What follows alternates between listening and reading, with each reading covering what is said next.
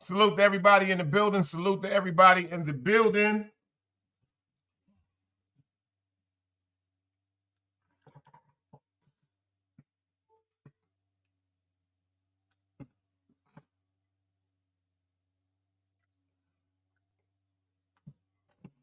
Fair disclaimer, salute to everybody in the building. Fair disclaimer, salute to everybody in the building. Fair disclaimer, I do not own any of the company names mentioned, nor do I own any of the music inside of my video. These are my own personal critical opinions. So what I'm saying is, in a short term, don't be no sissy. You are now rocking with the BEST. The Sharon McLeod son. Yes, you're now rocking with the best. In my African voice, you are now rocking with the best. You are now rocking with the best. You are now rocking with the best. Oh, why would you not think that you are not rocking with the best? You are now rocking with the best. Shout out to my African brothers and my Nigerian brothers. You dig what I'm saying? But it don't matter where you're from. I'm going to let y'all know where I'm from. Let's start it out right, y'all. Let's go. Brooklyn, stand up. Let's go. Let's go.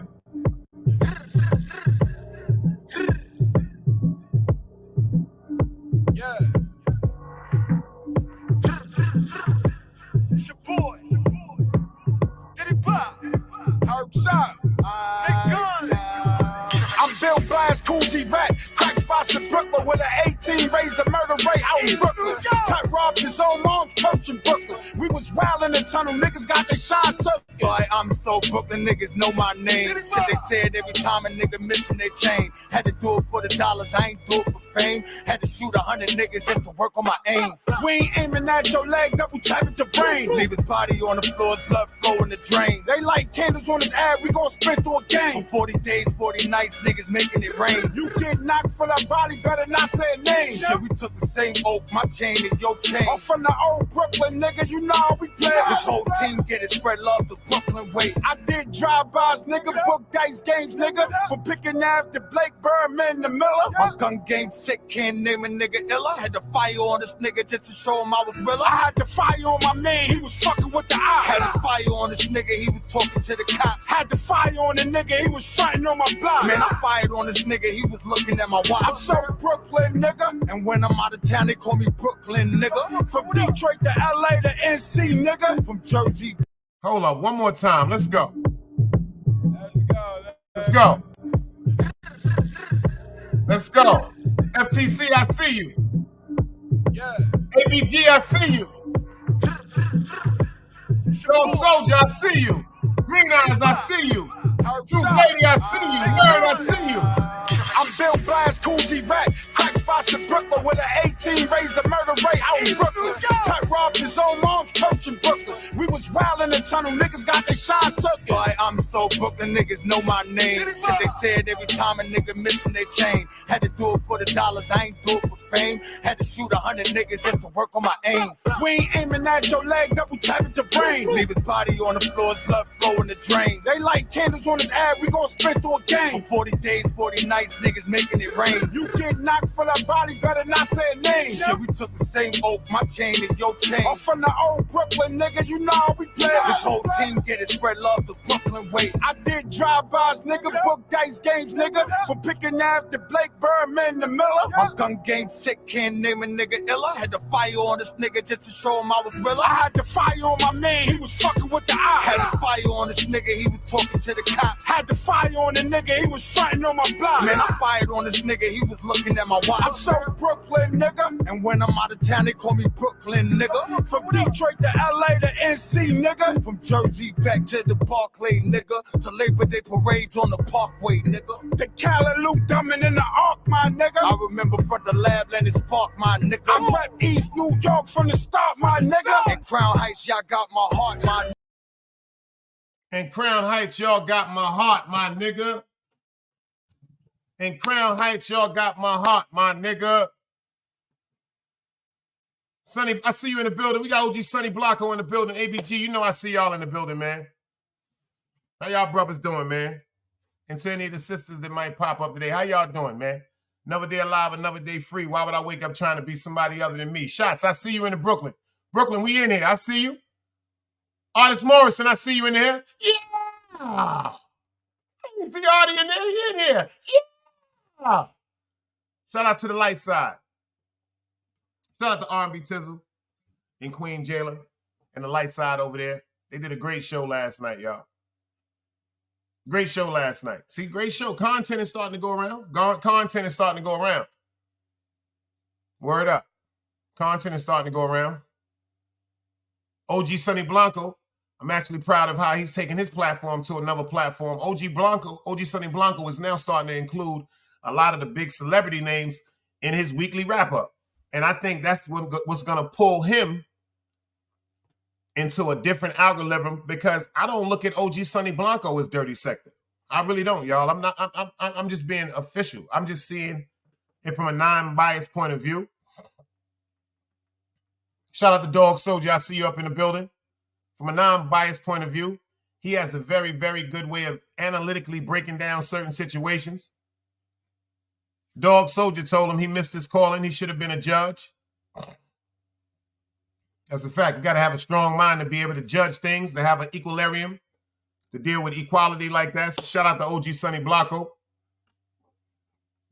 We got other stuff going on today. We got them things to talk about. I try to bring some news. You know, that you might have heard about, that you may not have heard about. You might have heard about, you may not have heard about, you might have heard about, you may not have heard about. But I know one thing, everybody talking about all these other people, but ain't nobody talking about Jay-Z. Ain't nobody talking about Jay-Z. So shout out to Artist Morrison with this intro that was the intro of the year. I'm waiting to see who get the intro of the year this year, but this shit right here is kind of popping. And then we're going to get into this work. Let's go. Another day alive, another day free. Why would I wake up trying to be somebody other than me?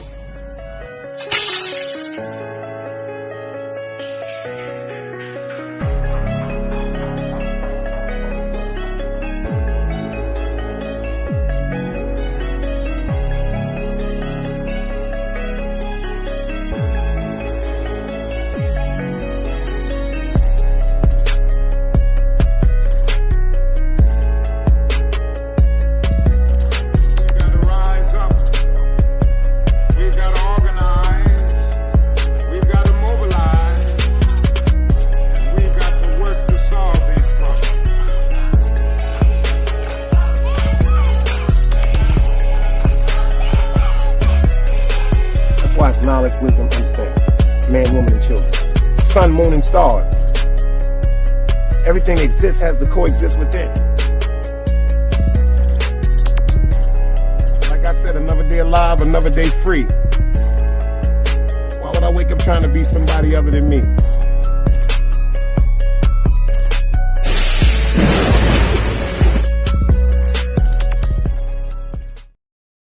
And shout out to Truth Lady too. Peace, sister. Walaikum salam. I ain't even see you in the cut, but I see you now. Appreciate you for pulling up. You know it's always a pleasure when you come through. Truth Lady is not playing. But I love her heart. I love her soul. She's going to say what's on her mind, and she's going to always come with respect, and she's going to give us a balance that we need. And I noticed something she said before. Had to pay attention. She was like, Dice, I go to certain platforms to try to give them righteous input and try to make them see things from a different perspective. And it's so sad that when you got people that's coming to your chat like that to try to correct you or direct you into a better understanding or overstanding of certain things, you just ignore them. So she ain't gonna never be ignored over here. You dig what I'm saying? She ain't gonna never be ignored over here. So shout out to everybody that's pulling up in the building. But something I want to know, y'all. Something I really want to know. Angie, baby!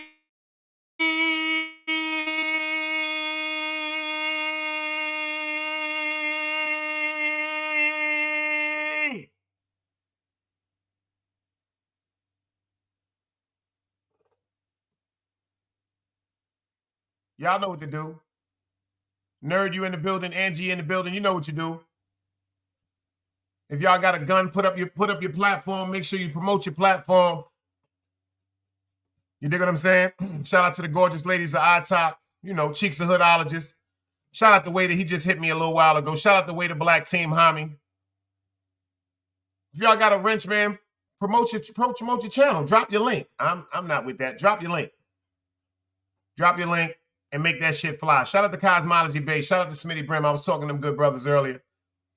And I remember Cosmology Bay was telling me something he gave me credit for, and I had to respect it. I didn't really pay attention, but shout out to Cosmology Bay for acknowledging that. I appreciate you, brother, for acknowledging that.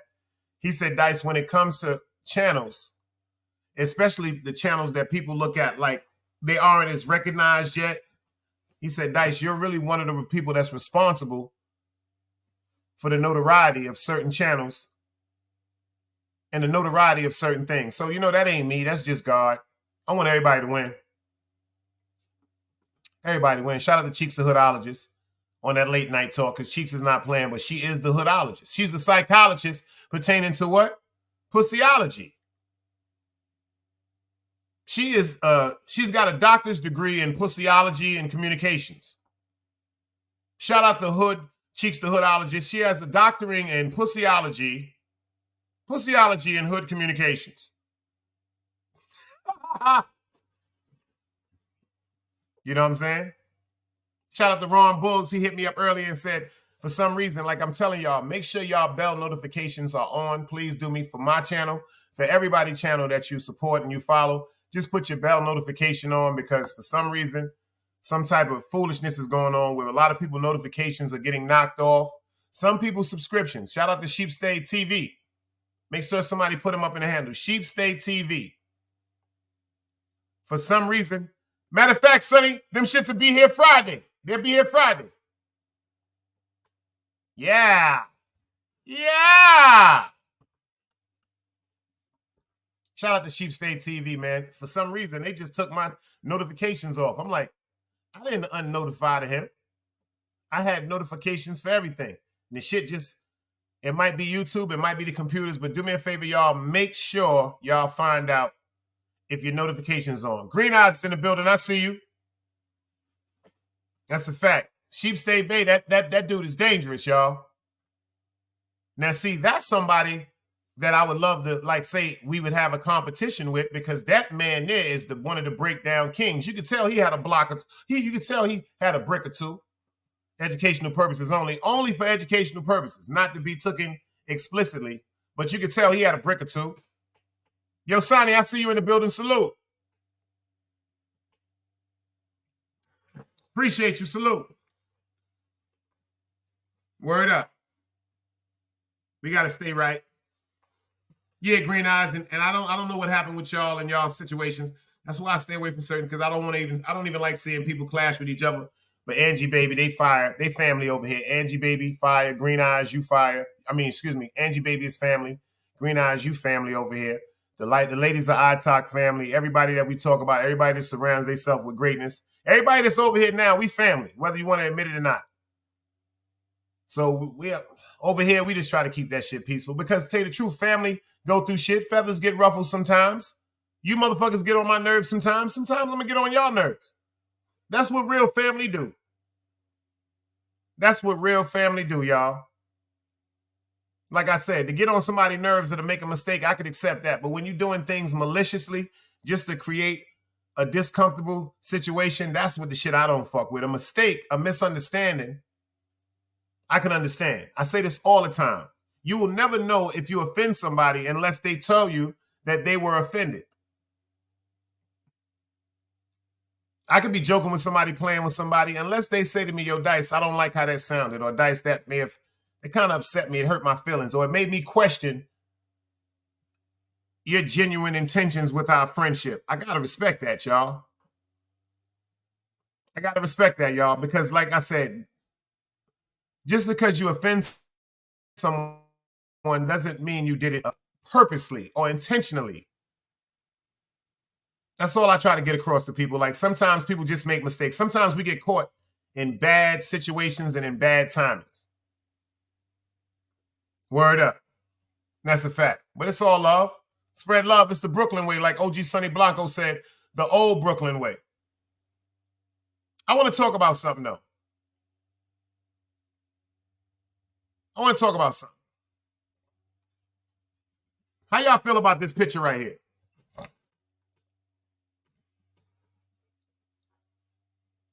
How y'all feel about this picture right here?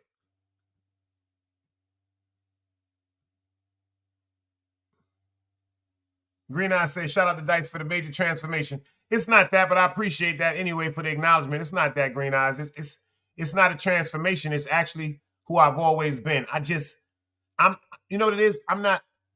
In so long, I have not been around aggravating situations that made me overreact. Am I making any sense, y'all? That's why I know I don't need the weed no more. That's why I know I don't need the alcohol no more. That's why when I take my shahada, all that shit is going to the end. I'm putting it to the side. Rest in peace to Mustafa. I was thinking about him this morning when I was talking to Kaz and him. Cosmology Bay, I was telling him how an old time in my hood named Mustafa used to smoke weed for 40 years. Really, literally 43 years. And then one day when he found Islam, he said, I don't need reefer no more. And I asked him, I said, yo, how did you get to the fact that you don't need reefer no more? He said, unfortunately, Dice, a lot of people that are addicted to certain things such as alcohol, cocaine, heroin, marijuana, anything that tries to help them escape their reality. He said, if you focus on the fact why a lot of people are addicted or why people go to drug abuse or substance abuse, because they're trying to escape their reality. They're trying to escape what's going on in their life. They're trying to escape what's going on in their world.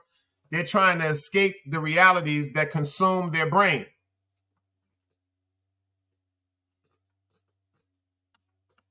Word up. I swear to God, Sonny, I'm doing it. Word up. I'll be honored if you pull up, bro. I'm dead ass serious. It's something I got to do for me, y'all. And you know what?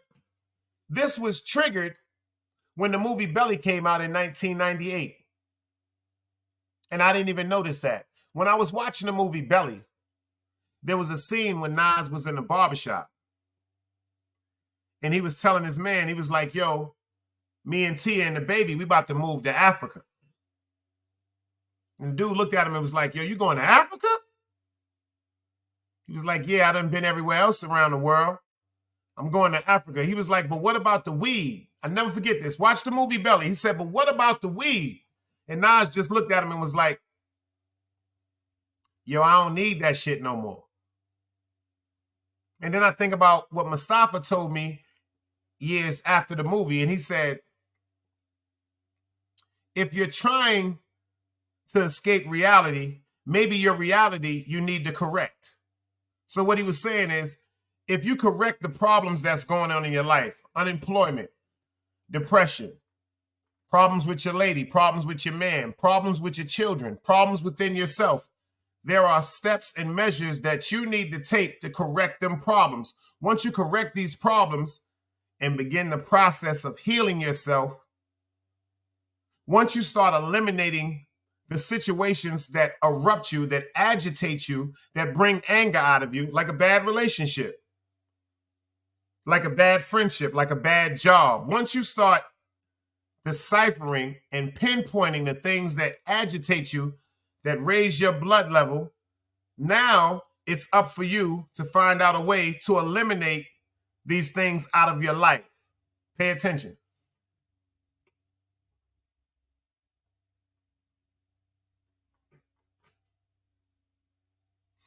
When you eliminate certain things that's bothering you in your life, a bad relationship, a bad friendship, leave one job, go get a better job. You can't sleep at night because you're thinking about certain things. Do certain things to ease your mind. Read a good book. Listen to some good music with a different vibration. You know, put on some slow music, some jazz. Read a book. Switch up the temperament of your body and your vibration. Maybe this will make you relax more, to make you get sleepy and fall into a regular peaceful slumber instead of going to bed, laying down, just looking up at the sky and tossing and turning because so many thoughts overwhelm your mind. See, these things, once you do this, you can't do it all at once. You have to take the time to physically write down the things that you're trying to cure. The things that has bothered you, the things that you're trying to heal from, the trauma that has you still insecure, to this moment. We got insecurities from children that carry us to this day right now. We got things that happened to us when we were children that still create fears in us to this day. Well, at least I do.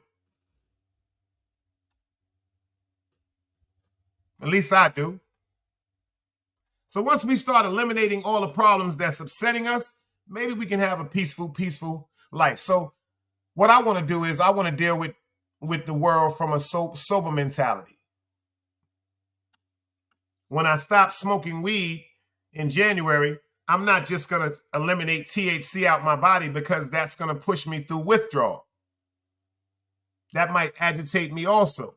That might aggravate me also and push me off my deed. So what I've been doing, y'all, is I've been talking to the brother Cosmology Bay. Cosmology Bay informed me about a THC in a liquid form that actually is supposed to be the best way to administrate marijuana in your body. It's through a liquid form of drops. 1 drop, 2 drops in your water. This is at nighttime. The reason why I'm going to use this at nighttime, I'm not going to be rolling up and smoking. What I'm going to do is take a drop or 2 at nighttime to keep the THC in my body, but to keep me less agitated to the fact when I want to go to sleep and not be restless. Because for years, I have trained my body to wake up smoking, and I've trained my body to go to sleep before I smoke, to physically inhaling marijuana. So what I have to do now, I'm going to have to go through a withdrawal. I understand that. And I prepared for that. That's why these past few months, I've been weaning myself off of physically smoking marijuana. I smoke weed when I go live with y'all. I'm also working on my digestive system pertaining to my stomach. I'm about to go on a 90-day fast of meat. I'm going straight to vegetables and fruit. Not a vegetarian, not a vegan, none of the above. But I'm about to do me a 45 to 90-day supplement to try to strengthen my digestive system because of all the poison and the toxins that we ingest when we eat them hamburgers, when we ingest that steak, when we eat that chicken. And then when my body and my digestive system feels a little more complete, then I'm going to go to the fish. I'm going to make my diet based on fish and vegetables. And then gradually I'm trying to get my diet into ITIL because I'm trying to work on my weight. Because a lot of times when you have infection in your body, it's because of fat tissue and mucus. So now that I'm working on, I planned this for months, y'all. You got to plan something if you want it to happen. Nobody can make fun of you for wanting to better yourself. Nobody. Tizzle, I see you in the building, sis. Work on my digestive system. That's going to work on my mental. That's going to work on my discipline. And that's going to have me work on my health. I'm 51 years old. I can't be running around like I'm 16, 17, 18, 19, 20, and all that shit. I'm 51 years old. And I thank Allah for getting me to 51 years old.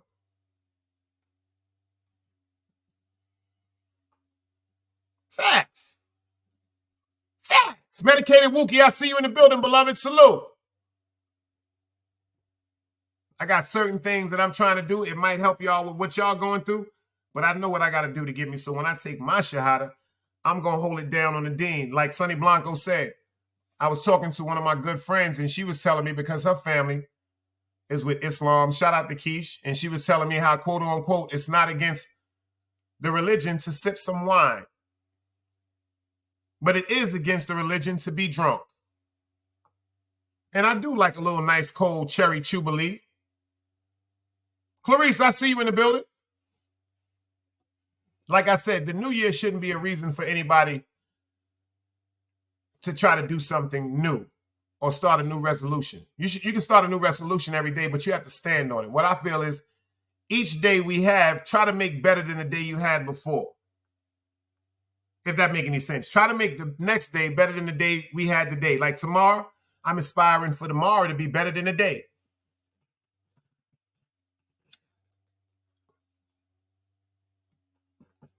And see me, I know it's going to happen, mashallah, inshallah, because my heart is, this is what I want. This is not a joke.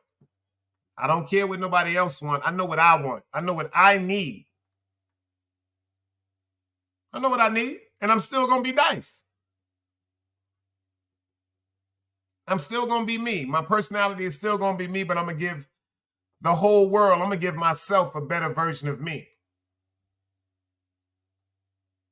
If I can give myself a better version of me, holy smokes, Batman.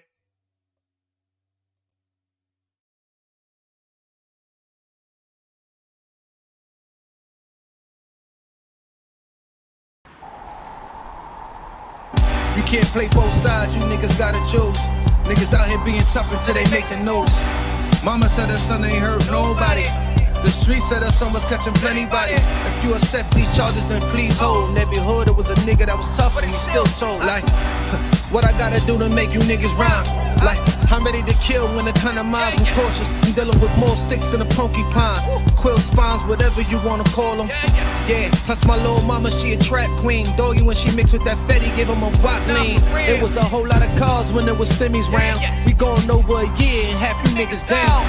All these expensive clothes, like was that smart? Now they uploading their clothes on the Poshmark. Swiss, baby, careful with this. I mean, it's bitch sharp. One across, one down the middle, look like a chrome heart. Damn, I'm always outside. I'm like high from who? Bound to put your car on skates. You think you slide through? I help build my niggas. This ain't Legos. Protect the fan by any means. I be Diego. Yeah, tiger to you niggas. I'm an animal. It's a jungle where I'm from. What y'all wanna do? You can't play both sides. You niggas gotta choose. Niggas out here being tough until they make the news. Mama said her son ain't hurt nobody. The streets said her son was catching plenty bodies. If you accept these charges, then please hold. In every hood, it was a nigga that was tough, but he still told.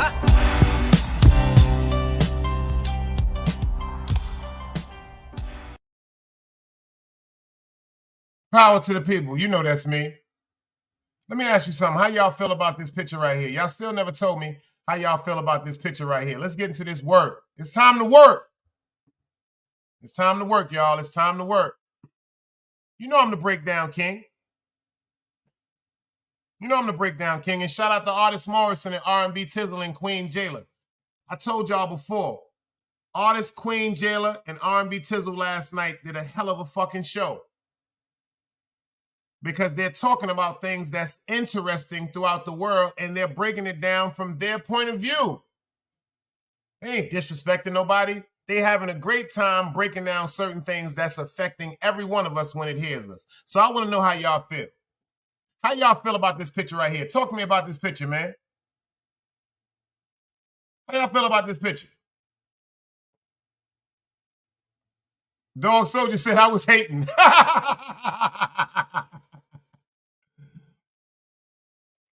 OG Sonny Blanco said, I feel by then she was grown. I don't know, whole dame.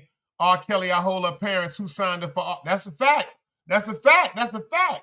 That's a fact. See, that's not where I was going with it, but Sonny made me think about something too, because first of all, everybody's talking about these situations with pedophilia. Russell Simmons, 38 years old. Kimora Lee, 16, he dating her. Puff Daddy, 38 years old. He's dating a 19-year-old Cassie. Pay attention to this. R. Kelly married Aaliyah when she was 15 years old, a baby. A baby. But pay attention to this. How y'all feel about this? How y'all feel about this? Look at this picture right here. Y'all ready? 5, 4, 3, 2, 1.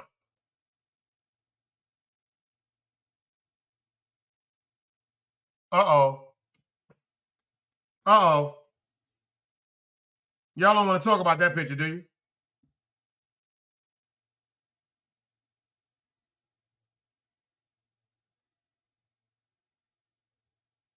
Oh, y'all don't want to talk about that picture, huh?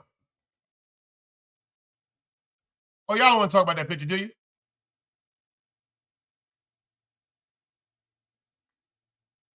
How y'all feel now?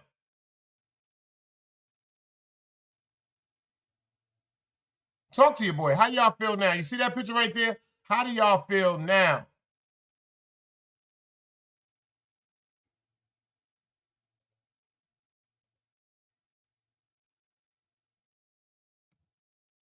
He said, mind you, Jay was just trying to date her first. She wasn't feeling, but was digging Dame. But flip it, Jay was rocking with Raquel first, then Dame bagged her.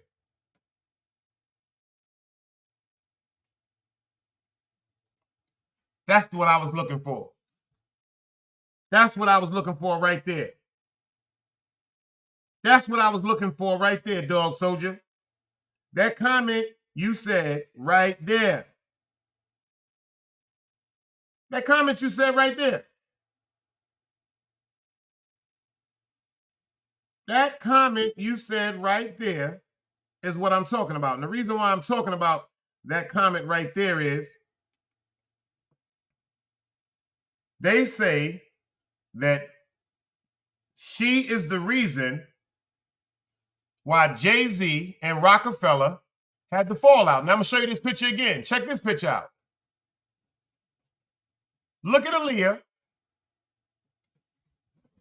and look at Damon Dash.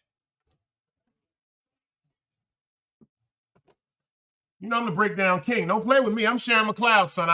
You know I do it. You know I do it. Look at this picture right here with Jay-Z.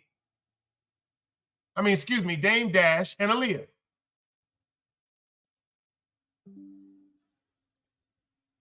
Ain't that some shit? Look at this picture with Dame Dash and Aaliyah. You see how Aaliyah looks so happy?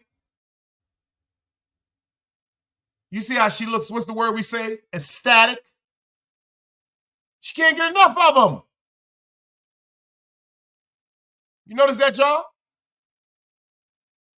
She looks ecstatic. She cannot get enough of him. Dame Dash, she got to look like, yeah, that's my baby. I love her. But pay attention to how she looks when she's standing next to Jay-Z. Yo, Ashley Marty, I see you in the building, beloved. Peace. He says, no woman can strain a relationship unless hate is already in the subconscious. Facts, beloved. Facts. This is what I'm trying to tell y'all. This is what I'm trying to tell y'all. Now, if this is Jay-Z with Aaliyah first, and you can tell that Jay-Z is just looking like Jay-Z, and she's just looking there like, yo, hurry up and take the fucking picture. But then you notice, after that scenario didn't work out, look at this picture. You know I'm the breakdown king, y'all. Look at this picture now. Now, I do think, quote unquote, even though there was some type of problems pertaining to money and leadership and roles in Rockefeller, I do believe this is also one of the factors, if not the main factor, that made them two start looking at each other differently.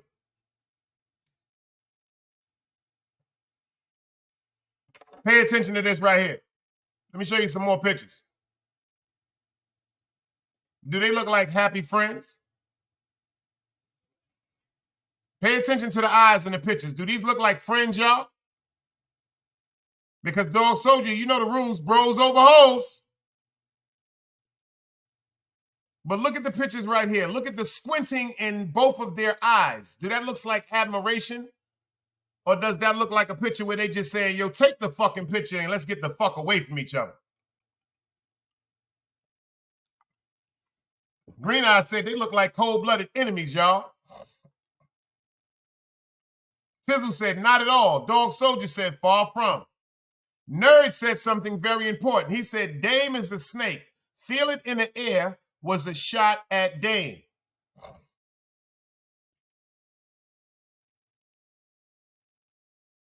Clarice said, you know what was going on, Dice.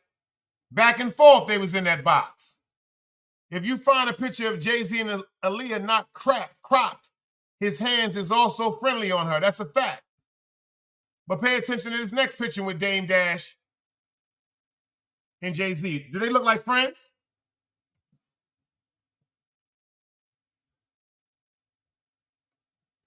These look like friends? Sonny Blanco said, nah, Jada Snake. I do believe that. I would, when it comes to the slimy, slivery shit in that relationship, I will, just from what I've deciphered and seen, I would rock with Dame Dash. I would rock with Dame Dash. I ain't gonna front. Just from what I've seen, from the facts that I see, I would have stood with Dame Dash. But then again, there could be things that's unbeknownst to me, just like it's unbeknownst to y'all, because we are not actually in that circle. These are just what? Our opinions. These are just our opinions. That's why we put up disclaimers. Because again, this is only my personal opinion, and I wouldn't release any of these videos unless I wanted people to trust my opinions. You dig? You dig? You dig it?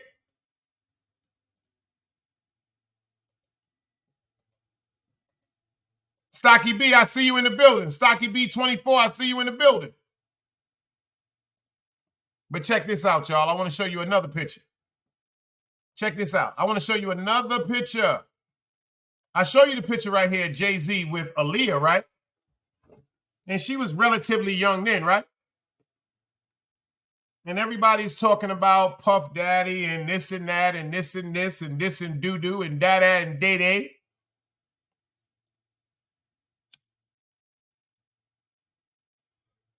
You know, Jay-Z is, you know, he's a little bit older than Beyonce, allegedly. But check this out. Here's another picture with Jay-Z. Y'all remember this? And she was 15 when he was allegedly fucking with her. Inga, Foxy Brown, y'all remember her? You heard what I just said, OG Sonny? You know we know. Inga, that's her real name, Foxy Brown. Shout out to my nigga Pretty Boy. If you know her brother. Shout out to my nigga Ty and them from Albany Projects. Come on, OG Sonny. Come on, man. We've been around it. Come on, OG. Come on, OG. Come on, don't do that, man. You know who we from. Shout out to Pretty Boy, y'all. 15 years old, and he's with her. 15 years old, 16 years old, and he's trying to get with her. Doesn't that seem like some type of pedophilia?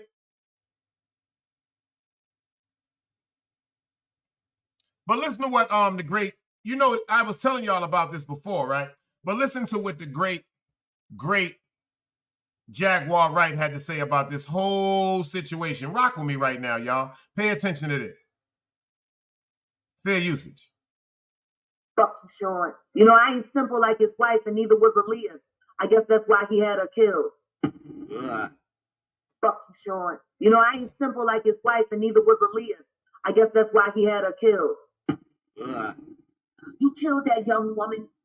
Who the fuck else would have known better how to have someone posing as Dame Dash's personal assistant call Aaliyah so strategically and tell her she needed to rush to the hospital in Miami because Dame was on his deathbed?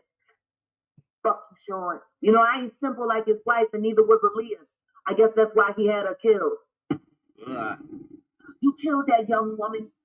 Who the fuck else would have known better how to have someone posing as Dame Dash's personal assistant call Aaliyah so strategically and tell her she needed to rush to the hospital in Miami because Dame was on his deathbed. Dame wasn't nowhere near Miami, and he ain't had no assistant call Aaliyah. Who the fuck else would have known that other than his closest ally, his best fucking friend, the nigga that was fucking her before him? You first met Jay-Z. Fuck him. Fuck him. I don't care how I met him. I wish I never met him. I fucking feel like Carl Thomas. I wish I never met him. Pay attention to Jaguar. Sean. You know, I ain't simple like his wife, and neither was Aaliyah. I guess that's why he had her killed. You killed that young woman. Who the fuck else would have known better how to have someone posing as Dame Dash's personal assistant call Aaliyah so strategically and tell her she needed to rush to the hospital in Miami because Dame was on his deathbed. Dame wasn't nowhere near Miami, and he ain't had no assistant call Aaliyah. Who the fuck else would have known that other than his closest ally, his best fucking friend, the nigga that was fucking her before him? You first met Jay-Z. Fuck him. Fuck him. I don't care how I met him. I wish I never met him. I fucking feel like Carl Thomas. I wish I never met him. Now, how long I've been talking to y'all about Jaguar Wright? How long I've been telling y'all they've been trying to silence that woman because she knows some things? Come on, y'all better go back and watch them shows. Y'all better go back and watch my catalog. I've been giving y'all content, respectfully. Y'all just wasn't hearing it. I've been telling y'all about this freaky and weirdo shit. But nobody wanted to listen. King Crego, I see you in the building. And if you notice, Jaguar Wright always says things after she gets through saying things. She don't put no disclaimer up. Jaguar Wright said, motherfucker, if I'm lying, take me to court and sue me. Pay attention to this. If a person slanders your character, if a person bashes your motherfucking image or your brand, you have the right to take them to court for defamation of character. Big Cat, I see you in the building. Oh, hell yeah, OG. You have the right to take somebody to court for defamation of character. That's a fact. So Jaguar Wright is telling them straight up and down, if I'm lying, why you bitch ass niggas won't sue me? Ain't that some shit? Now let's think about something logically. If she's lying, why are they not suing her? Why are people trying to silence her? Why have they allegedly fucked up her whole credibility in entertainment, in Hollywood, in music?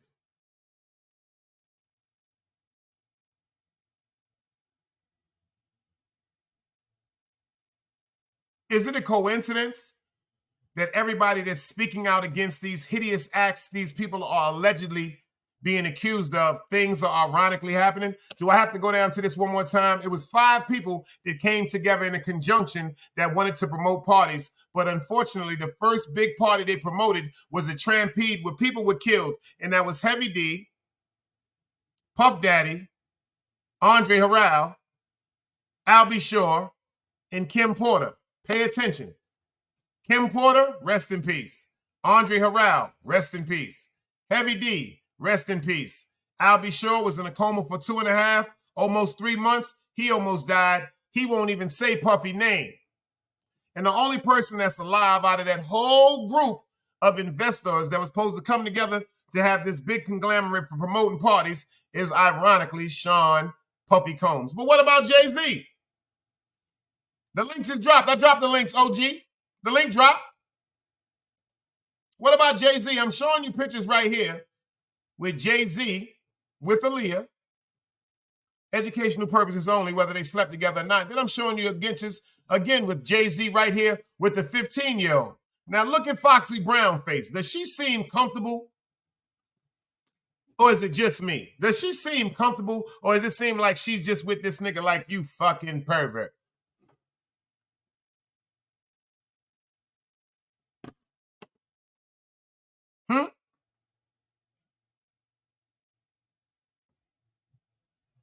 Does she?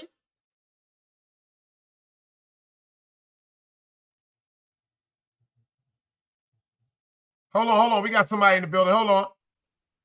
Yes, asking Marty Moore, guys. Peace, beloved. Peace, what's up, man? I'm here. Got good convo, man.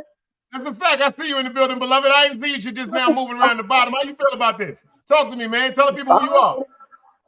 Say that again. Yo, my name is Ourself, man. 5'9", Ourself, Aston Martin. You know what I'm saying? I'm Mr. Aston Martin Moore, and I got a brother named Mr. Aston Martin. Beloved, shout out, beloved. That's you. That's Mr. Aston Martin. Salute, beloved. Salute. What's up, man? What's going on? What are they talking about, man? Like, we trying to find out why all this pedophilia been overlooked for so long. Yo, listen, God. It don't matter if you got celebrity status, presidential status, or no status. If you fuck with a child, you're a pedophile. Death to all pedophiles. That's right. We know we don't deal with pedophilia with the children because they're not fully developed mentally and physically. So if you could take advantage of that, homie, and then mold it to what you want to mold, then that's it. You done. You done. You done. You done. It don't matter who you be. They That's be on right. people's dick because they get money that they don't Fuck see. that money. Them are children. Them are precious children.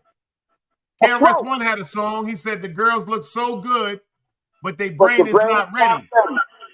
Oh no. So I'd rather talk to a woman because the brain Because is a man more is steady. Now here we go. You know what I'm saying? So he broke it down to you from the beginning when he came through, like, yo, these motherfuckers is on that. That's right. It don't matter because you like a motherfucker, he from your town, or he gave you $1. That's a A fact. pedophile is a pedophile. A murderer is a murderer. We've been around a bunch of them. So all that shit they be All talking, our whatever. life. All our Shit, life. man. All our life. You know what I'm saying? So that's it, man. Like, you want to pick sides with people? Go ahead. That's on you. Now, when you pick sides, know that you're a part of that and you pushing that energy to that. And that's who you are. So whatever comes That's with what- that energy that you're standing for, I hope you got that acceptance when that rapture comes to you. For facts. You already know what it is. You already That's a know fact. what it is, man. So, you know, I just appreciate what you're doing, homie. I appreciate you, beloved. And I'm going to hit you because I got some issues I would like for you to discuss with the people, man. See what the people going to fuck with. I'll hit you another time.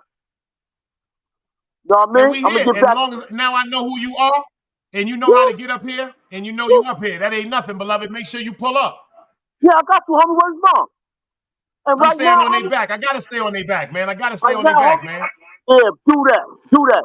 And right now, you in Hempstead, homie. Hempstead got. I see you in LI, right on the moat. Shout out to my people in Hempstead in the moat, baby. I Yeah, got you- some peoples out there. This is my trap right here. So I'm holler at I you. see you. Yo, Salute, beloved. I'm gonna get back to listening to you, thanks, yo. See you, thanks, All man. right, Love peace. you, boy. I appreciate you. I Peace, appreciate you you. know, say that. Peace. Peace. Now that's peace. Now see, that's the shit that I like. That's the shit that I like. Greatness. People appreciating greatness.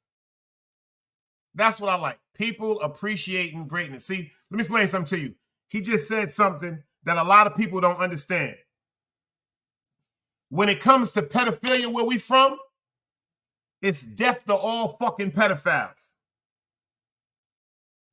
It's death to all pedophiles.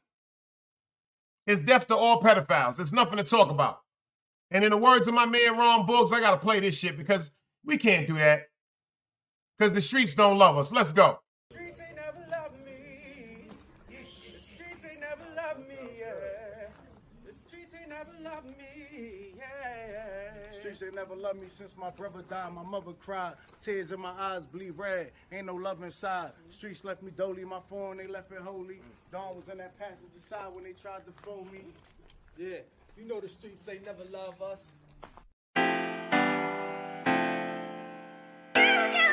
Yeah. GD. I've been shot, I was left with a zipper on my stomach, nigga. You know these streets ain't never loved me. I've been stabbed, I've been left with a zipper on my stomach, nigga. You know the streets ain't never loved me. I've been locked, I got charged for some shit I didn't do, nigga. You know these streets ain't never loved me. Caught a case, went upstate, fuck the Jakes, nigga. Yeah, you know these streets ain't never loved me. Laying up in the hospital bed in ICU. Hit that button like every 3 hours to get those blues, yeah. Laying in the test of pain, I know shit won't be the same. Sipping my stomach, shit don't stop a thing, I'm still a man, yeah. But who gon' be there when you doing time? Can't get no money, so they dropping down, these niggas bitter. And I hope they get the picture. I'm only getting bigger. The top cat out my litter, yeah. Tell you they love you, but they hate you on the low. They hold you back, how they expect for you to grow. I got locked up, ain't said me nothing, but I'm your nigga.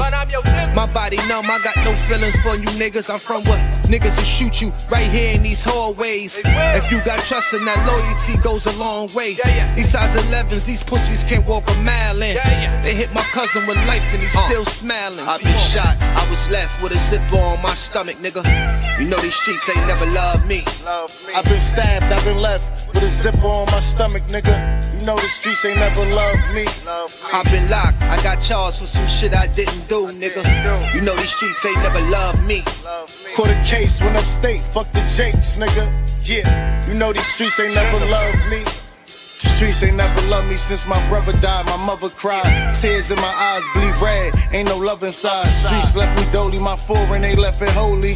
Dawn was in that passenger seat when they tried to fold me. Remind me of my gun, that was real shit, this real spit. Rocks I was selling was smacking them, call it Will Smith. I ain't never told and never folded under pressure. Yeah, the Neek was in that ambulance with me, he was on that stretcher. Niggas tried to take my life, I couldn't tell you who. Many men might not make it, I'm here to tell the truth. Me and Jop, that's my brother, you know we moving tight. Brown boys fuck with the family and I'ma get them that. This my testimony, solid, all the rest is phony. Merrick niggas come at the fam and send your best opponent. I was stabbed, I was left with a zipper on my stomach, nigga. I know the streets ain't never loved me. He was shot, he was left with a zipper on his stomach, nigga. You know the streets ain't never loved us. Gang, Merrick shit, Tower music, nigga. Go.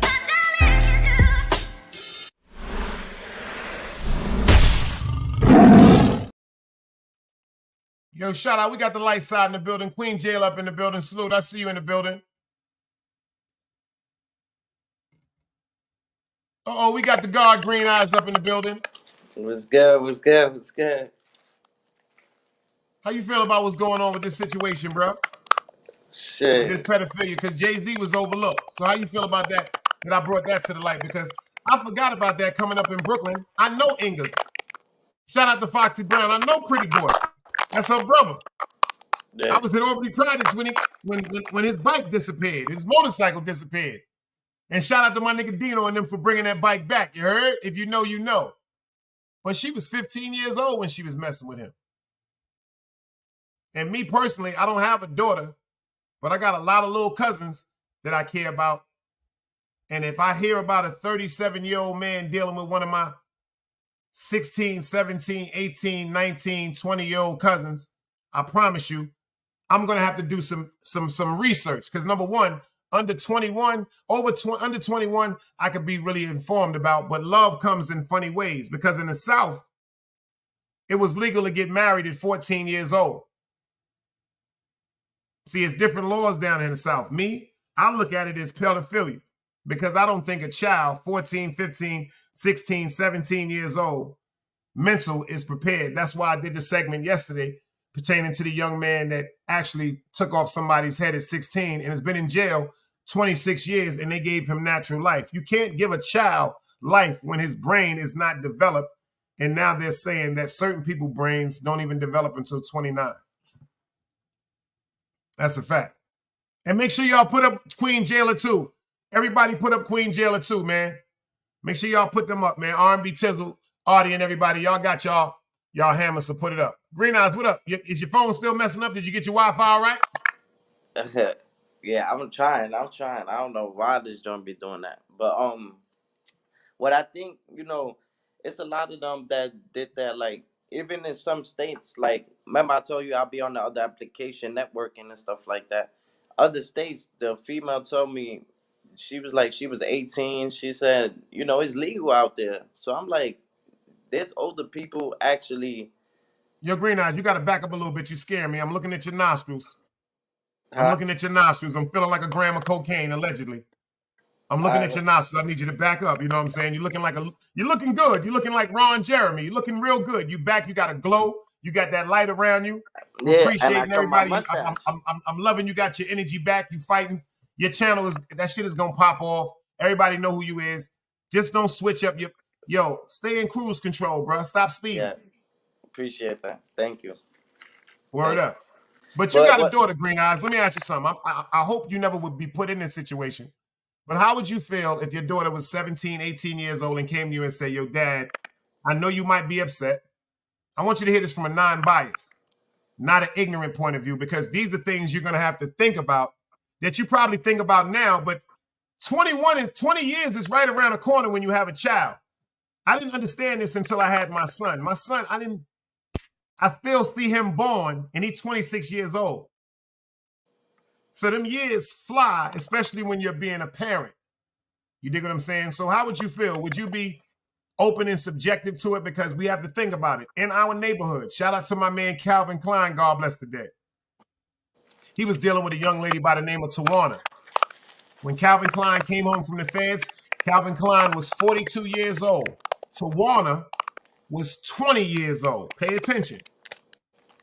But Tawana was grown before she was 12, if you understand what I'm saying, because of circumstances pertaining to her household. Right. But when she got with him, he was with her sincerely, married her, and had children with her to the day he died. We got OG Sonny Blanco in the building. What up, G's? What up, Shani? What's good? Y'all can hear me? Yeah, crystal clear. Green eyes, you to shave the shit off this nigga look get dumb young. Nigga like about 14 right now. Boy, this shave the shit off. Boy, Dice was goody. Talk to me, Hey, man. yo, How you Dice, feel about this? I'm about to tell you shit. You see, it's a different day in time and it's a different day in era. Cause what I'm about to go to, people was younger, but they was built different. They was a lot grown up. My great granny, my great granny died at 96 years old. I think I was like 12 or 11 or something when she died, right? But my great granny, you know, Antigua, Guadalajara, St. Mary Parish, Bowling Village. My great granny was 15 when she got married, or 16. My great grandfather was 24, 25. They had 14 kids, 2 sets of twins. She damn near outlived all her kids, B. You understand? That's why I said about down here in the South, the regulations pertaining to maturity, because my great-grandmother got married at 14 years old to my great-grandfather, and he was 20. They wasn't dating back in the days. Nigga, you around my daughter, you getting married or you gonna die. You getting married. If anything, you caught it. You might have caught it for about a week or two, maybe a month, but you gonna marry that. And if you stick something, you definitely gonna marry her if you stick something. It's no such thing as she's pregnant by herself. Not at all. Not at all. So that's why I was trying to ask you, Green Eyes, from a perspective as a father, because I know, like, rest in peace to Calvin Klein. I know OGs that Which Calvin? Which Calvin did? Albany Projects. Oh, I thought you were about Green Calvin. Oh no, you're talking about young Calvin Klein with Jay and them. I'm talking about the nigga. He got his name in his, you dig? Older dude, Johnny Greenlee era. Calvin Klein would have been like 60, 67, 65 right about now. But when he came home from the feds, he got with Tawana, and the love they shared between each other, some people had things to say because they was like, yo, he older than her, he taking advantage. No, they fell in love and they took it, they took care of each other. Hey, yo, but Dice. Yeah. Dice, what about all the dudes, right? When we was coming out of, so boom, I went to Thomas Jefferson and I went to Wingate, right? So when we coming out of high school and we see the older dude sitting on top of his box BMW or his little Saab, and he coming to pick up the chick, I done had a crush on for 2 years now. And they giving us no play. They just giving us no play. That kind of made me pick up a pack, Dice. I mean, I picked up a pack before then. I picked up a pack before then, but before 9th grade and 10th grade. But that's one of the reasons I picked up a pack. It made me go super hard. You know what they used to say? What can you do for me? What can you do for me? Send them for her a pair of Reeboks 554. She got a pair of Jordans, some Gloria Vanderbilts. She got the little what do you call the joints? What they call the joints? That's my nigga heart. OG said she got the sheepskin. She got the sheepskin on and all that good shit. What can I do for her? Be the best I can do is buy some candy, son. I gotta get my hustle up. That's a cold. Everybody goes through that. I lost one of my first childhood sweethearts over a nigga that was a tough guy. That's what made me want to fight. I ain't gonna front, y'all. I never wanted to fight. I've always been the coolest nigga in my world. I was messing with a woman from Tompkins named Salika, and she left me for an ugly nigga named Shane from Malcolm X. And hey, yo, this nigga made me drop the screw. Yo, my fucking screw. Hey. Yo, I ain't gonna lie, y'all. That shit broke my motherfucking heart, y'all. I had all my hair and everything back then, OG Sonny. Yeah, I'm on a live stream. All that. Hey, dog. I'm wearing Guess jeans and all that. This is an ugly nigga that was wearing wife beaters with a cock tooth. That nigga took that, man, because he was mean. Hey, yo, since we bringing up embarrassing stories, right? I ain't never told too many people this, right? Listen, what changed my mind on women, B? I think I was 12. I had a little girlfriend, right? And she left me for this nigga named Robert. I never forget this nigga. She left me for the nigga Robert. Robert was the bully of the neighborhood and all of that, right? She left me for the nigga. Them I cried bullets, like a son. newborn. Nigga, I cried like a newborn baby. My cousin Omar ran down on me. I'm trying to hide. I'm in the back hiding, trying to climb this shit. My cousin Omar ran down on me. He's like, yo, if I ever catch, that's when he told me it's too many women out here to be crying over one Playboy. Get your mind right. Get your mind You right. know how She I ain't got it want back to. though? You know, but it hurt me because I went to Atlantic City with my mother and I spent $18 on a summer dress for her, man.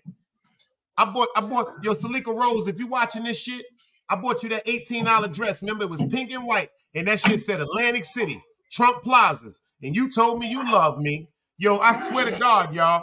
But you know how I got them back? OG Sonny Blanco. I went to Syracuse and started rocking and rolling and came back in the whip and I seen I went to Shane and Watertown. he was getting high off cocaine, baby.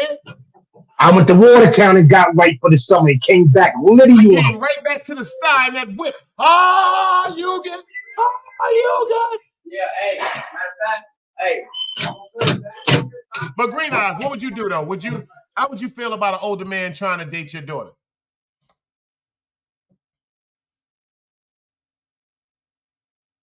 Green Eyes, you on mute, brother. Can you hear me? Y'all can hear me? Yeah, how would you feel about an older man, seriously, from a non-biased point of view? How would you feel about that? Yo, try to mute up, Mike. Dice. See if you can mute up. Oh, that ain't me. That's you, fool. That's you. No, I Yeah, know that's you, because I'm on mute. sometimes when y'all mute up, I think my joint is not thing. All right, so now I'm good. I hear myself perfect. I don't hear no static or nothing. All right, so how I would feel honestly, like, of course I'm not gonna be with that. You I'm gonna understand stay what I'm on mute, but you still sound staticky. The whole crowd, you still sound like you selling crack. You sound like you cooking fried chicken, bro. But I'm on mute. Fuck it. saying? I sound good when y'all on mute. I sound good.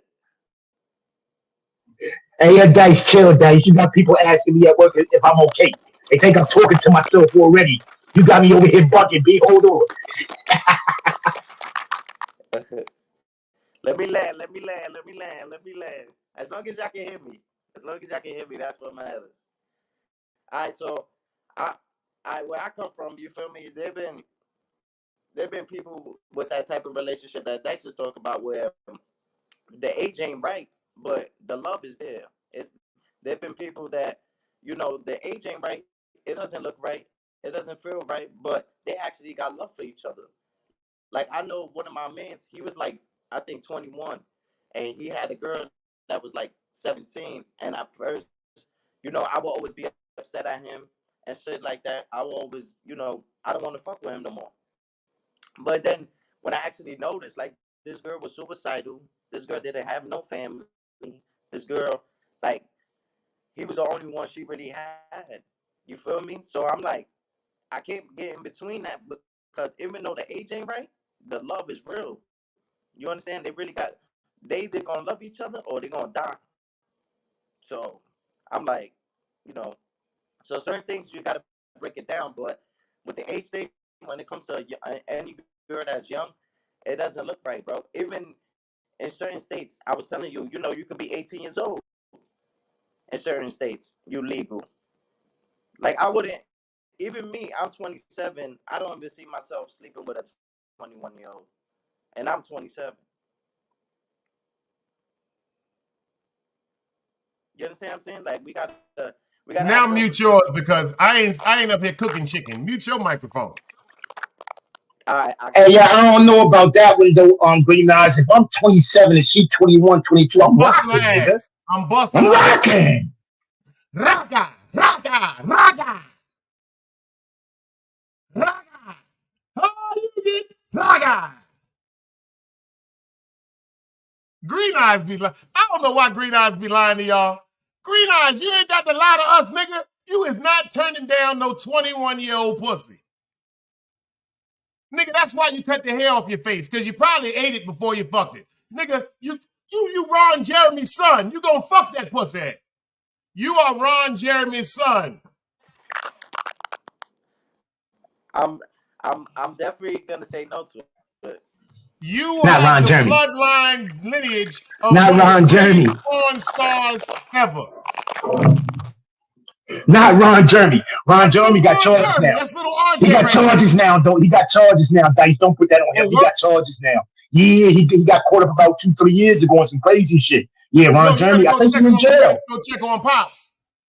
Whether he got charges or not, that's your father. I'm telling you, you are Ron Jeremy's love child. You got a lot of money, man. Get that money, nigga.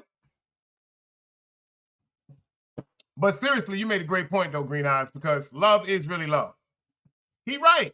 I can't knock him for that one, y'all. From a different perspective, love is really love, man.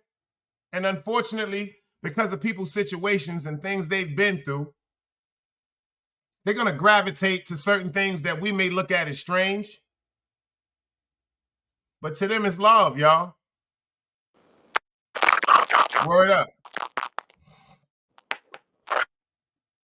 Word up. Hell yeah, we can talk about Jay-Z. You know why? Because he was a crack dealer. And he was in rap music. Jay-Z could have slept with anybody he wanted to. He could have slept with Patti LaBelle, Oprah Winfrey, Gail, Michael Jordan, Bill Cosby, whoever he wanted to, but he picked that little girl. Oh, this nigga got a crack. Oh, you got a, oh my God. Matter of fact, though, let me let y'all check this out. Check this out. I got something else I want y'all to see. Mute your mic right quick. Green Eyes, let me show y'all something. Did y'all even know it was something called the United Bodega? The United Bodega. Check this out. I'm gonna let y'all see what's going on. Because in New York, they got guns now. So y'all better watch what y'all doing when y'all running up in these stores. Pay attention to this, y'all.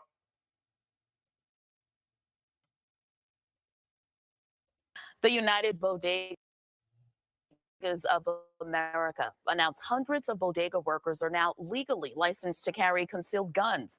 The group says this is in an effort to deter deadly crimes from taking place in their stores. Michelle Ross explains. Owners say that they have created the secret society of gun owners because they're now taking their safety into their own hands. Now, this isn't to have a permit to kill, but a permit to defend themselves. Anyone that's out there looking to rob us, hurt us, kill us, beware, you may be walking into the wrong bodega, because now we have the same power. Y'all know that's the plug, right? Y'all know that's the plug right there. Poppy said, "Yo, you don't need to worry. You don't need to come in the store now, cause you know we have gun. You know that's the plug, right? Allegedly. You know that's the plug, y'all. Allegedly. He said, do not come in the store talking about you gonna rob us.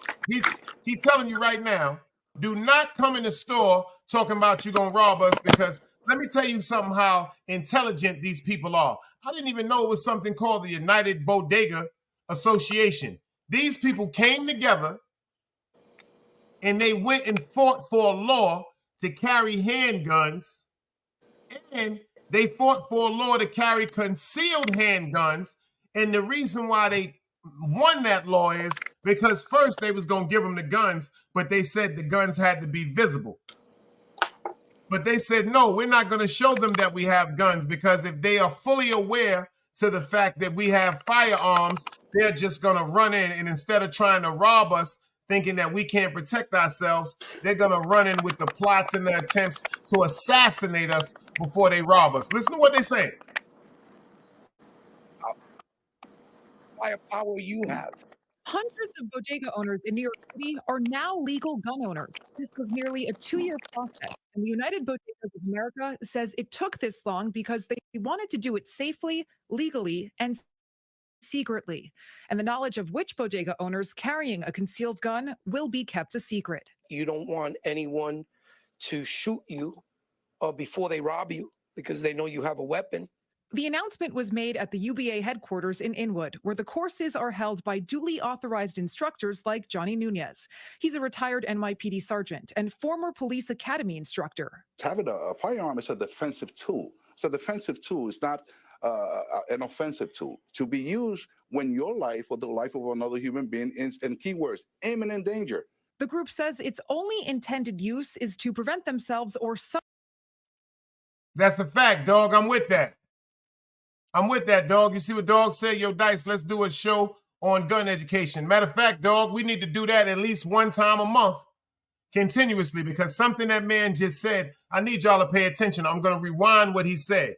He said a gun is supposed to be used for a defensive tool, not an offensive tool. Meaning, just like when you're playing basketball, when you're on defense, you're waiting for somebody to come to you and try to score a basket. When you're on offense, you're going towards somebody trying to score a basket. Pay attention to what this man said. And I agree with them, man, because this shit is crazy, man.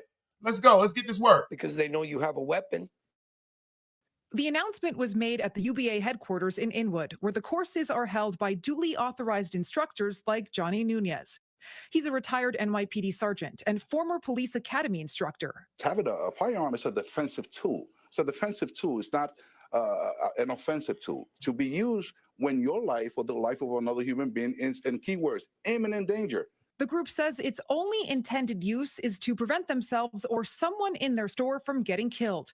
In 2015, Junior Guzman Feliz, the 15-year-old boy who was brutally murdered in the Bronx, sought shelter in a bodega before he was dragged out and killed. Last summer, Jose Alba was working behind the counter of a Harlem bodega when this person aggressively shoved him. Alba fatally stabbed the man in self-defense. They're not out here to provoke any incidents. We are trained to de-escalate situations, but we are also trained to use a firearm if we. Barbara Moretta has owned a bodega since 2015. You hit your mute, Craig. Yo, honestly, nah, you wasn't blocked, Stocky B. You wasn't blocked, Stocky B. Yo, you got honestly, the music in the background. That music in the background and hit the channel. That's right. Let's finish, y'all. Craig on salute.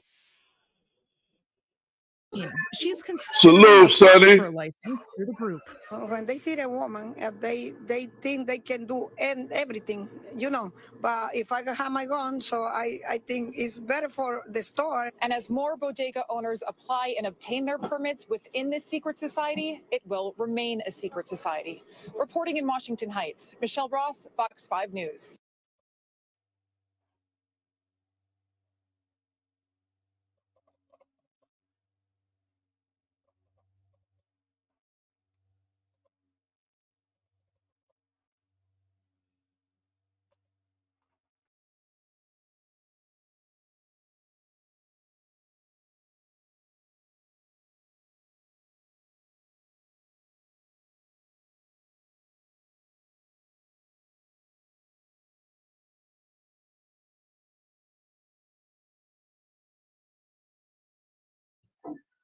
What happened? Dice had to step off?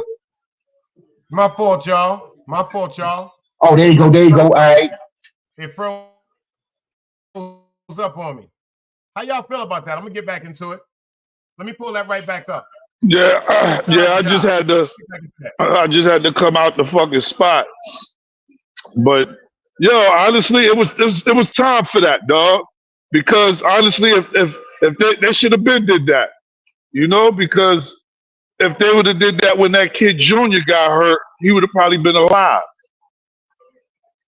That's what they were saying. Because niggas chased that boy in the spot with motherfucking machetes and shit, dog. Rest in peace. And everything was on camera. Yeah, rest in peace to Junior, man. You know? That shit, and then, to me, it still doesn't make no sense. To me, anyway, dog, most niggas that's doing these robberies and shit like that, though, it's some coward shit, because you ain't gonna rob a nigga if he got his gun on him. You ain't gonna do that.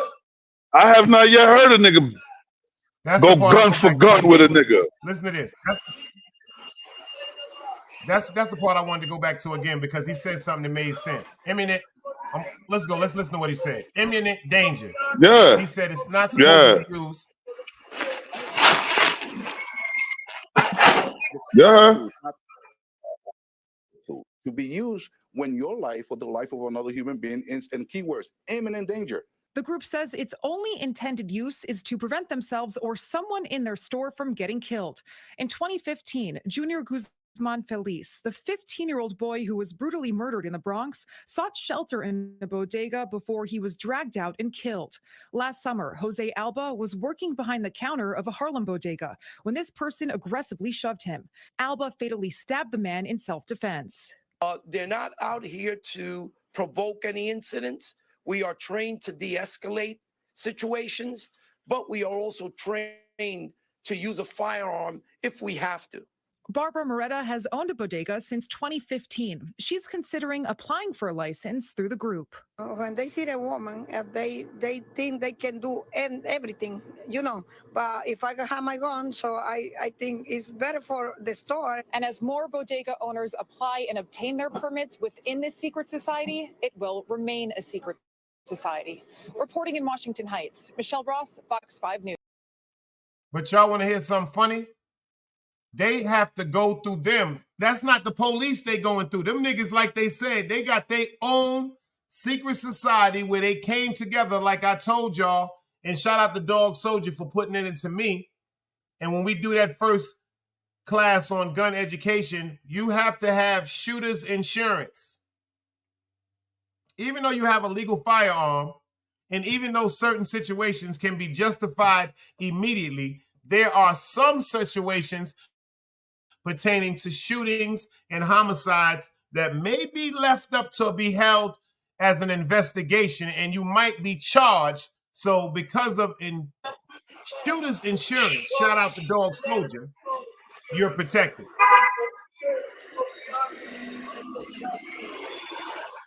Word up. But how y'all feel about that? Your great eyes was good. How did they even do that? Them niggas said, I'm with Crego. I'm with Crego on that. I think I'm with Crego on that. I think they should have been done that. It would have saved a lot of lives.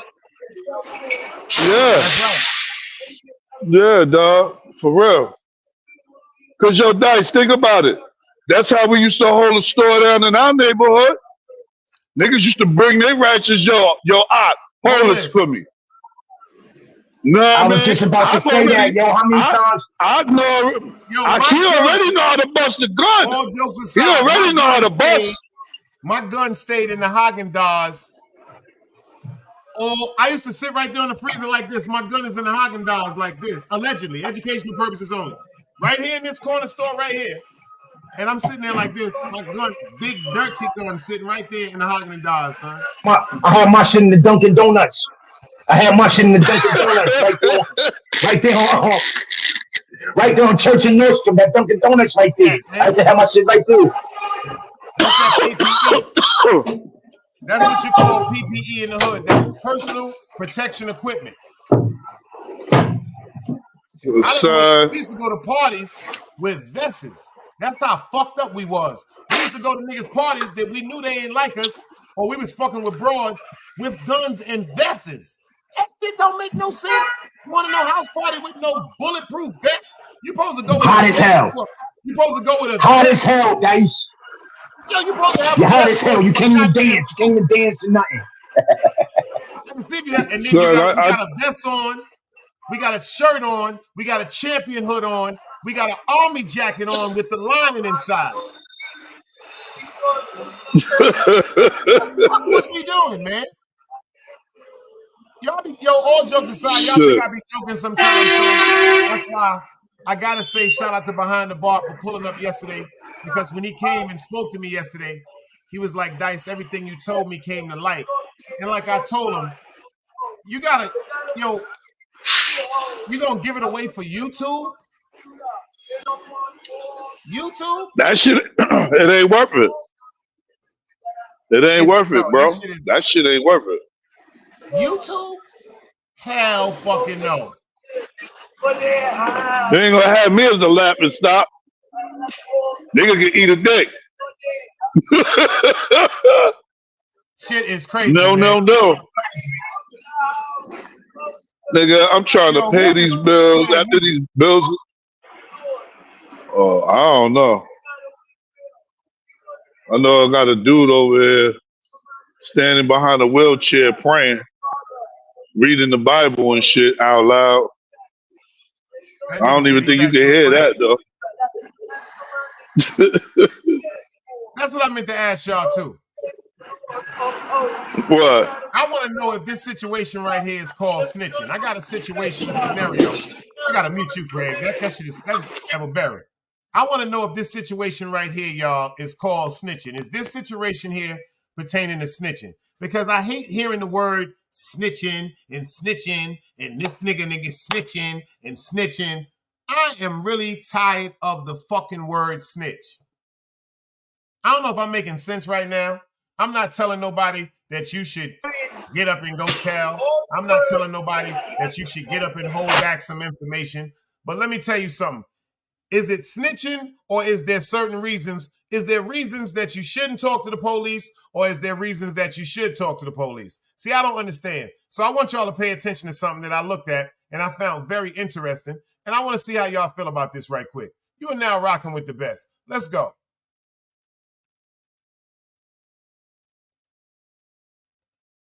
In the hallway, drugs littering the building, and 2 years of complaints without results. What's a landlord to do? Go to court. But in this case of a Harlem apartment building, that solution has not been quick. CBS 2's investigative reporter Tim McNicholas has more. This is Jasia, and this is my Onyx. These are the pictures Jason Watson loves to show off. This is one of them. And these are the pictures he hates to show off. They was passed out on my floor. This is the lobby. Here at the Bethel Manor Apartments on West 132nd Street, Watson wants to focus on the moments that fill his heart with joy while he raises his family. But he says that's hard to do when people are passed out in the hallways. And this who got to go through all of that crazy stuff. This little one right here.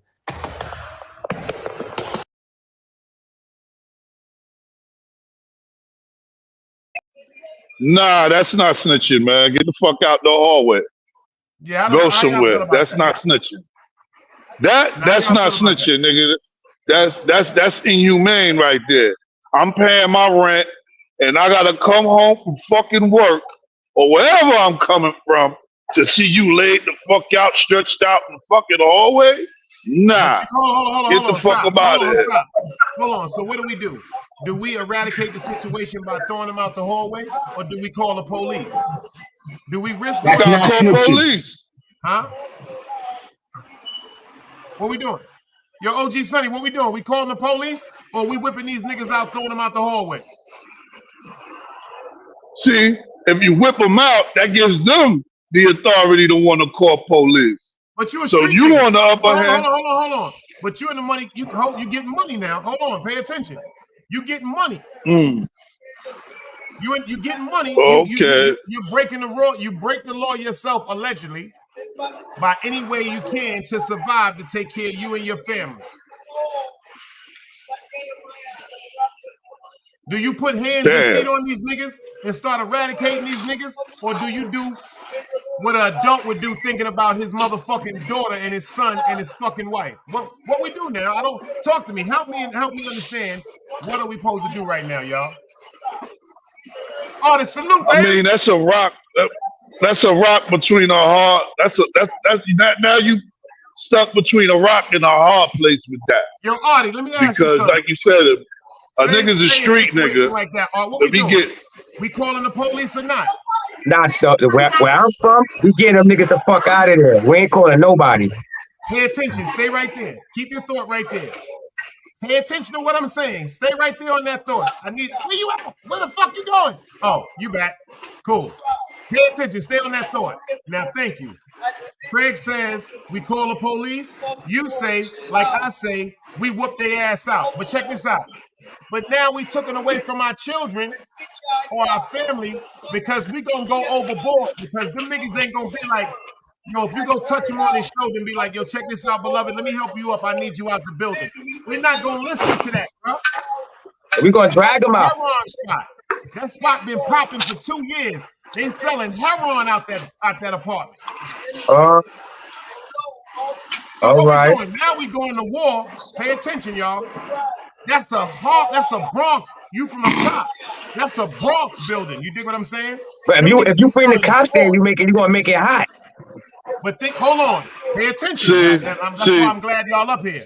But you still have to think about the main priority, self-preservation, which is your babies and your family. So what we gonna do? We right. gonna be honorable and stay in the street and say we gotta respect this because these niggas is getting high, or we gonna quote unquote make the administrative decision to beat these niggas to death and then get a charge, or risk the fact that they might have a family member that's known in the street that don't give a fuck that they getting high. Like if that might be my brother, your cousin, your uncle, and then now it comes back to retaliation.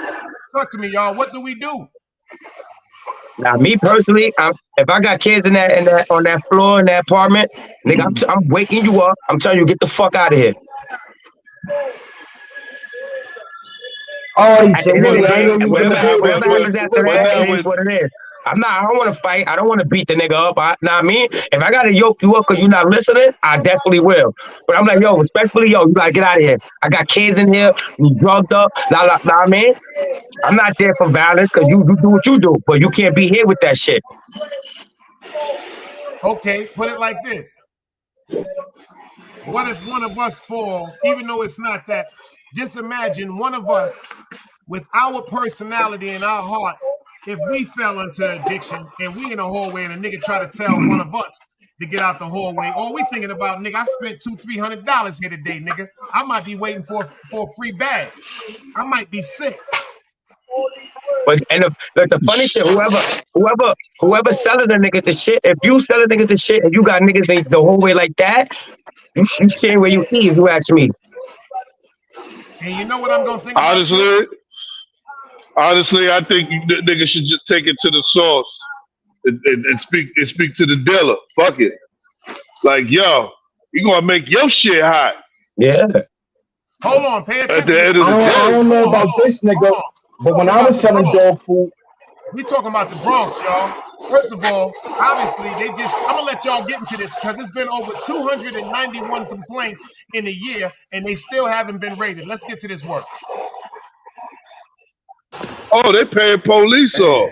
Watson and his neighbors That's say what that for more than is. 2 years, That's the people Carter. have been regularly overdosing after coming in and out of one apartment here on the second floor. The NYPD says there have been 241 calls to 911 at this building in the last 2 years. I feel I have to say something because, like I said, I'll be damned if anything happened to either my kids or anybody in this building. Tenants say they sometimes find strangers unconscious with hospital bands still on their wrists. In the staircase, the neighbors find syringes and these small capsules.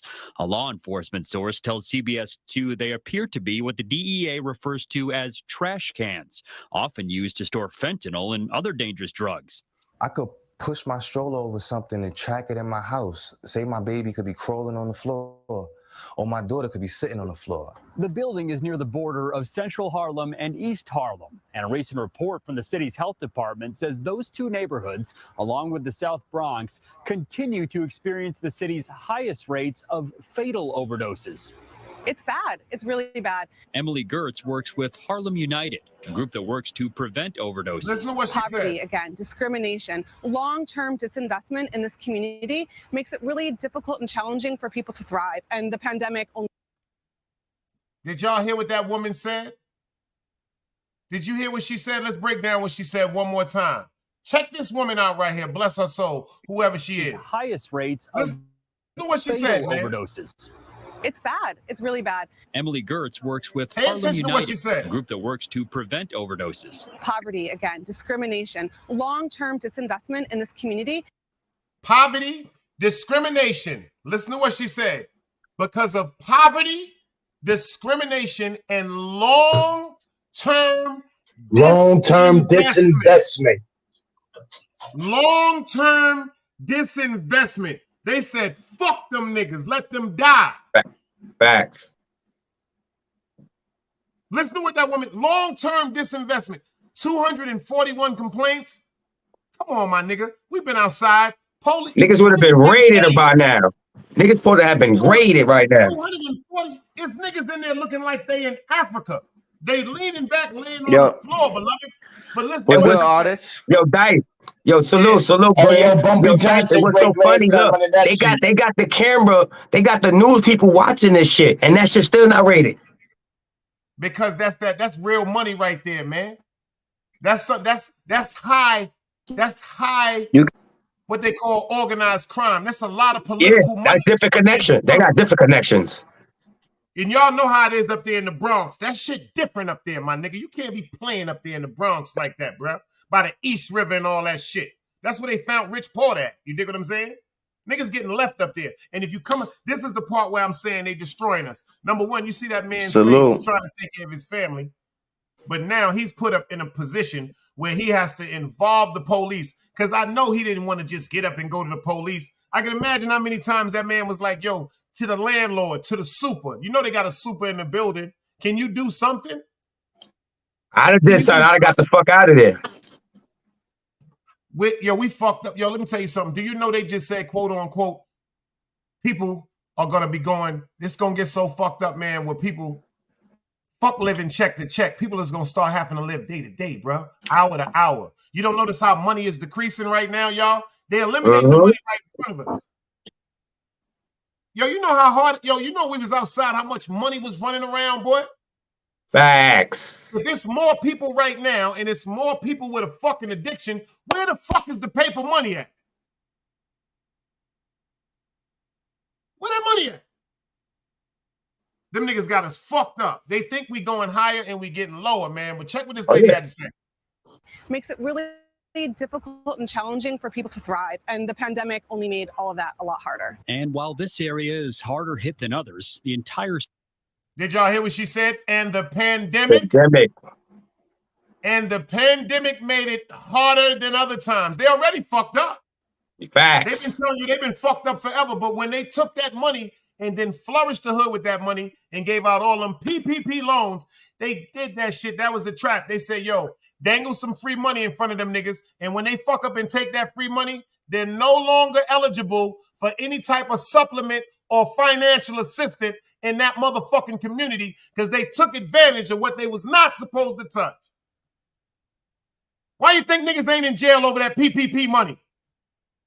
They gotta put you in jail. Number one, if they put you in jail, they gotta take care of you in jail. But if they leave you out of jail and leave you with the fact where you can never loan or borrow another dollar and you don't have any more financial assets, they got you turning into a fucking savage and a slave. And that's when the war comes in. That's why they got all these bomb alerts. That's why they got these colors in the city now. When you gotta wonder, yo,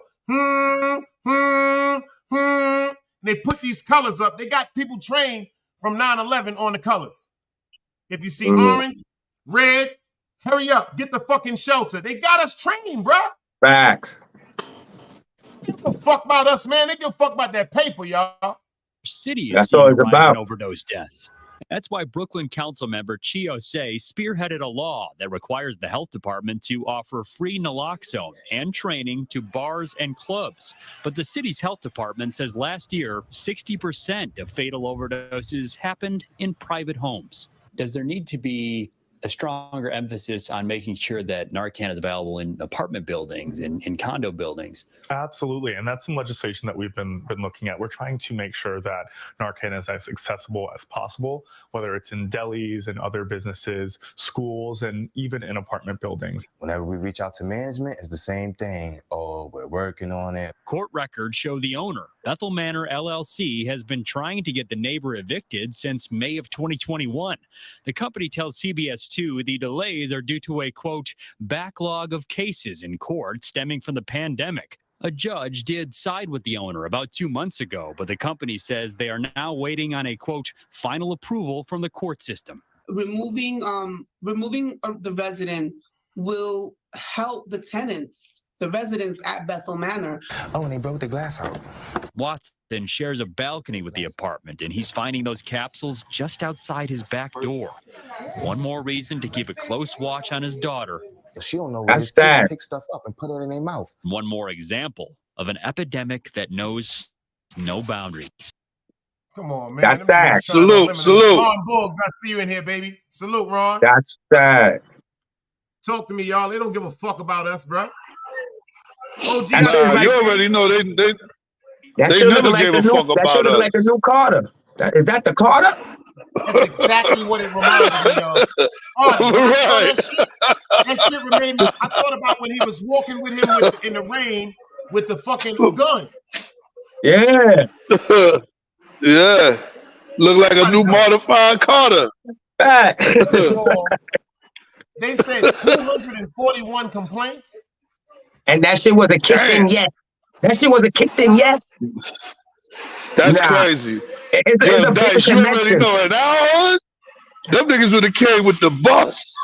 Son, first off, yo, he said he made how many? He said he made complaints and complaints to the people that own the building. First off, that door don't have a lock. That shit look like a trap house, and nobody done nothing. It's bigger than what we think.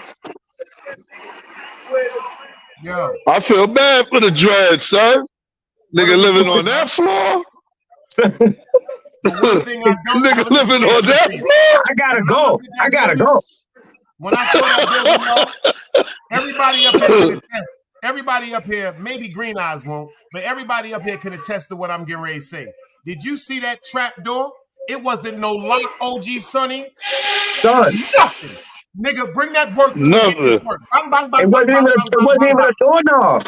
Ain't no doorknob, nigga. Because behind that door, allegedly, educational purposes only, it's a 2x4 in 3 different motherfucking areas, and you can't get through there.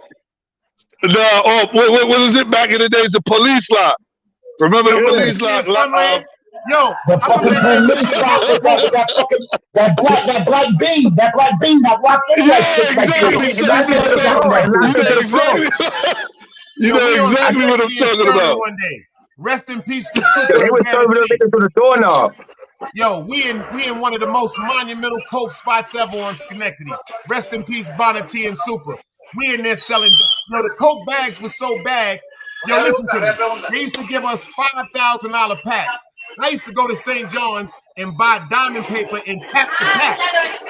So I turned 5,000 into 12,000. That's how stuffed these shits was. We had 8 to 10 hour shifts. Me, Rashawn, Works. Listen to me. Police come try to hit the spot. They can't hit the door because we got it coming this way with the metal. So it's the first time I see the police hit the spot. I'm scared to death. I'm inside. I got a pocket full of cocaine. I'm only 15. I said I'm going to jail. That nigga Bonnetti said, come now. Yo, my nigga, the nigga took me to the back of the store. These niggas open the floor. Me, Bonnetti, Super, come down. Pull the floor down. We come through Irene Court. Lion Craig. We watch the police trying to go into the building. We just walk out of, nigga. Hey, yo, Super dead, right? I look like one of them old crack spots, nigga. Nostrand and Pacific, nigga. When they put the chain, shout out to motherfucking Trev and goddamn Easy in them. When they used to put the chain on the lock and they used to pick crackheads. You want to make $100 a day? You know we gonna lock you in the motherfucking building, right? And niggas sit across the street and watch that whole work. Yeah. Hey, yo, Dice, Super dead, right? Super dead, right? Lady and Dorian and them niggas from Nostrand and Pacific. If you know, you know. Shout out to Dallas, Anthony Cunningham. If you know, you know, man. Forgive me for saying certain names. Forgive me. Hey, yo, Super in the Essence, right? Super died, right? Huh? Yeah, Super died, right? Yeah. Super, Bonnetti, all of them great man names of cry. Donovan, Fitzy, Devon. Sonny, you're not from Brooklyn, Sonny. What happened? You're not from Brooklyn. Don't do that. Nah, let's get it right. I'm born in Antigua, nigga. Let's get it right. St. Mary Parish, Bowling Village. You hear? I didn't get to fucking New York until 82, nigga. I ain't get to New York until 82. Flatbush. And then from Flatbush, my auntie had moved upstate, and she had a project. She had a in the projects in Marcus Garvey, and she gave me her shit. That's how I got to Marcus Garvey. That nigga caught the coke game right on time. 15, 16, son. Had my own crib since I was 15, 16, son. In 82, that's yo, Sonny Blanco, you caught the coke game right on time. I caught it right on. Nah, but see, you gotta understand this. I was already. My pops is one of them niggas. My pops came over a few years before us. He got his shit right, Mm. got his money up, bought my granny a house. Before my pops bought granny a house, Yo, somebody said, I used to go use the nice spitting outhouse. pure facts, y'all. I was one of his best customers. I used to go use the outhouse. What you know about an outhouse? What you know about an outhouse, Artie? What you know about a shanty roof, a tin roof? I Oh, ain't Nah, getting no you in a money not until tenement, Sonny. tenement, Sonny, you my got youth. some years on me, Sonny. Tenement. I'm Where they from have to Crown carry the Heights. water, you know. Tenement, I'm my used to youth. the Nah. 90s This and ain't up. even in America. This ain't even in America. This back home with the Oh, shanty copy, tin copy, roof. copy. And you gotta go use the bathroom in the outhouse and wash up in Jolly's Beach and all that shit, right? But Nah, I my don't know about father, that. this how I got fortunate. My father caught a charge in in 81 or 80, he caught a charge in 80, 81. Dice, you know, back then they Hey, used to Pete, give salute. niggas options. They used to give niggas options, either go to jail or go into the army. My Or pops go, took no, the three army options: jail, army, or job corps. or job corps. My pops was too That's old a for job fact. corps. So he took the army, that automatically gave him his paperwork. 2 years later, a year later, he sent for us. Because he's in the military, so that automatically gave me my paperwork. That's how I got here. Fact. Ah. Yo, Green Eyes, you sure you ready for this conversation? This is cloth talk. This is dangerous conversation. This is conversation that could really rattle your brain and make sense. We want Yeah, I you to can hear understand. y'all. We want you to pay attention to this. We want you to absorb this. Come on, We want man. you to absorb I'm the this like cloth. this is what you need. This is no, I'm no, the no, no, cloth. no, no. I'm Stop, the stop, claw. stop. Hold on. I gotta put you down in the back for a minute. I want you to pay attention. You are not cloth yet. Buddha's name be praised. You are not cloth yet. You are a grain of fabric being formed. You are in the middle of great You fabric. almost choked off that shit. You're I around almost wool. choked off that See, what shit. you're around right now is wool, cashmere, Yo, cotton Artie raw. almost choked, son, when he said that You shit. dig? You're around a Oh, different era. shit. You're around things like cashmere, Yo, King, wool, you a funny nigga, silk. King. You're around niggas that was wearing silk shirts. You dig? This is Yo. silk and cashmere and corduroys and leather fronts and good Bobby Oh, Snickers, man. British Walkers, Playboys, Players, Stan Smiths, Valley. Valleys.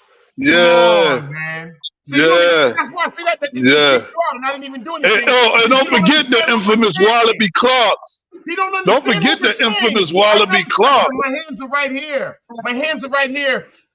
The great forces from up above. I have to drop the link for him to get back up here. He just jumped off the see when we was some pirates back in the days, we used to tell him, yo, stop hanging on the backside of the boat. The wind is gonna throw you over, my you. No, I'm all right. Then we gotta get in the goddamn water. Who going to get the nigga? The last nigga hired is the first nigga getting in the water to pick up the last nigga hired. You dig? Facts. I throw the ring out to you. My old ass ain't jumping out there because I just told you stop hanging out over there anyway. Yeah, I can't swim. Fuck that. Well, that's something you need to Artie, you learn how can't to swim, do. Artie? Hell no. Nigga, I Learn how swim to like do a that, and newborn make sure you fish, tip. Now, nigga. you want to hear something funny? You want to hear Shit. something funny, Sonny? I moved when I was living in Arizona. I moved to Arizona when I was like 24. I lived in Arizona. They got pools in the back of the project. Pools everywhere because you know Arizona hot. So one day when I walked to the pool, is a 6-year-old kid in there swimming. I got taught how to swim by a 6-year-old boy. I already knew how to swim for a year because I never went back in the ocean in the water. But I learned how to swim back then from a 6-year-old. But I don't know how to swim though. I hate water. If it's over 3 feet, you won't see me. When I go to the beach, Nigga I don't said, put my feet in the that water, nigga nigga. said it's on. That When I nigga go said to it the was beach, I over don't put my 3 feet in the feet. water, nigga. But you know what? I'm gonna tell you a story. I I'm get gonna my tell y'all beach a chair story. and that's it. I want to share something with y'all. I'm gonna tell y'all a story. That's why I want every black person to listen to this story. This is no racial shit, but I'm gonna tell you something about how they feel about us with swimming. I used to work at a company down here called Excalibur. When I first moved from New York, I was doing security in Myrtle Beach. Pay attention. There was a couple that was drunk. They brought their little girl with them, but they put the flotation devices on the little girl arm, and they was throwing her in the water. And even though the little girl was going underwater, because of the flotation devices, she was coming up. And I told him, I said, I would appreciate it if you stopped throwing her. She seemed like she's about 18 months old, bro. I said, I appreciate it if y'all stop throwing her in the pool like that, because it's starting to scare me, because I have a little cousin that drowned. Yo, you know what the nigga said to me, yo? Mind your fucking business. That nigga told me, mind my fucking business, just like that. And you know what he said after that? I don't even know. Maybe Artie was there. This was at Hotel Blue. And he said, yo, first of all, he heard that shit on the head. Business. And second of all, you know what he said to me with such a disrespectful look? He said, can you swim? Because he was white. See, they got this stigma with us that black people don't know how to swim. Shout out to motherfucking Jose and them from St. John's Park Recreation Center. I learned how to swim by a Dominican. And I learned how to swim because I was scared of pooching them niggas, and they pushed me in the water. I ain't gonna lie, them niggas pushed me in the goddamn water, and I swear to God, the nigga Jose jumped in the water. So I'm thinking he coming to save me. And that nigga said, either you gonna tread water and down. I said, I see this nigga, you gonna drown. Look, the reason why I say I can't swim, right? The reason why I say I can't swim, I could swim like in a pool. Is alright. First of all, I can't hold my breath that long no more. Smoke too much. You gotta learn how to. But in the ocean, I probably get too paranoid and even think about swimming. Right now, when I went to IS 390, shout out to Miss Cole. Anybody who went to high school, she'll tell you. They stopped me from going to Brighton Beach. They stopped me from going to my nigga. I went so far out, the lifeguard said, I better not never come out there again. My teacher told my mother, you will never be allowed to go to motherfucking. I swim like a fish, boy. Yo, salute. Yo, what's good? What's good to the panel, yo? This panel right now, respect to everybody else in the chat, but this panel so called heights right now, I had to be a part of it. Because where we at right now? Now you got one brownstone nigga up there. You got one brownstone nigga up there. Okay, no disrespect, it's on Brooklyn. We all right, we out here. Right. You already. Yes, sir. He got the good snorkel on. You know, got the good snorkel. It ain't no time for that cute shit, that good bed, boy. What you mean? That nigga comfortable. You can tell by the way the dead animal flosses. So you can tell about you know what's crazy? The body of this boy is really crazy, Nice. Yeah. Nice. You remember the Woolridge snorkel? Woolridge was my shit. I remember like an animal. If you wasn't tough, you let me tell you a story real quick, Grego. I still got my shit. Grego, let me tell you a story real quick. Then they used to have a store called Woolridge or some shit, right? Right now, you can go to Tinton Trails. Tinton Trails is the only spot up top. They got Woolridge. They had this store called Woolridge, right? Now watch this shit right here. This is what makes me hustle.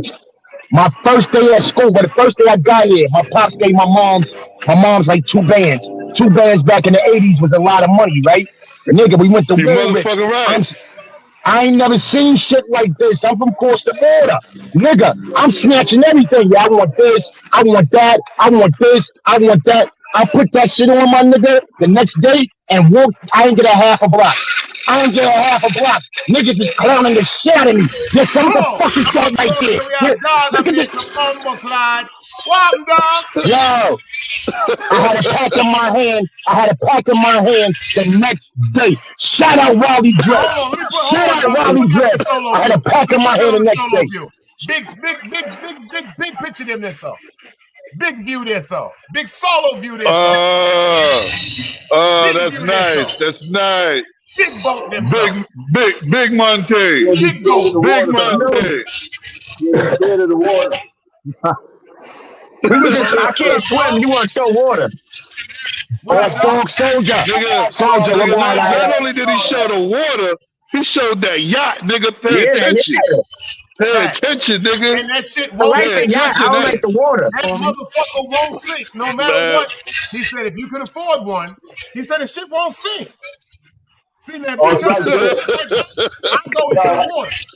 That's too much fucking water to drink. I don't like that shit. That's too much water to drink, but I can swim. I can swim like a fish. I want to be in my body swimming when I'm in the water. I don't want to be in the boat because I don't want to be out there with that boat going with them fishing. Because my uncles be down here deep.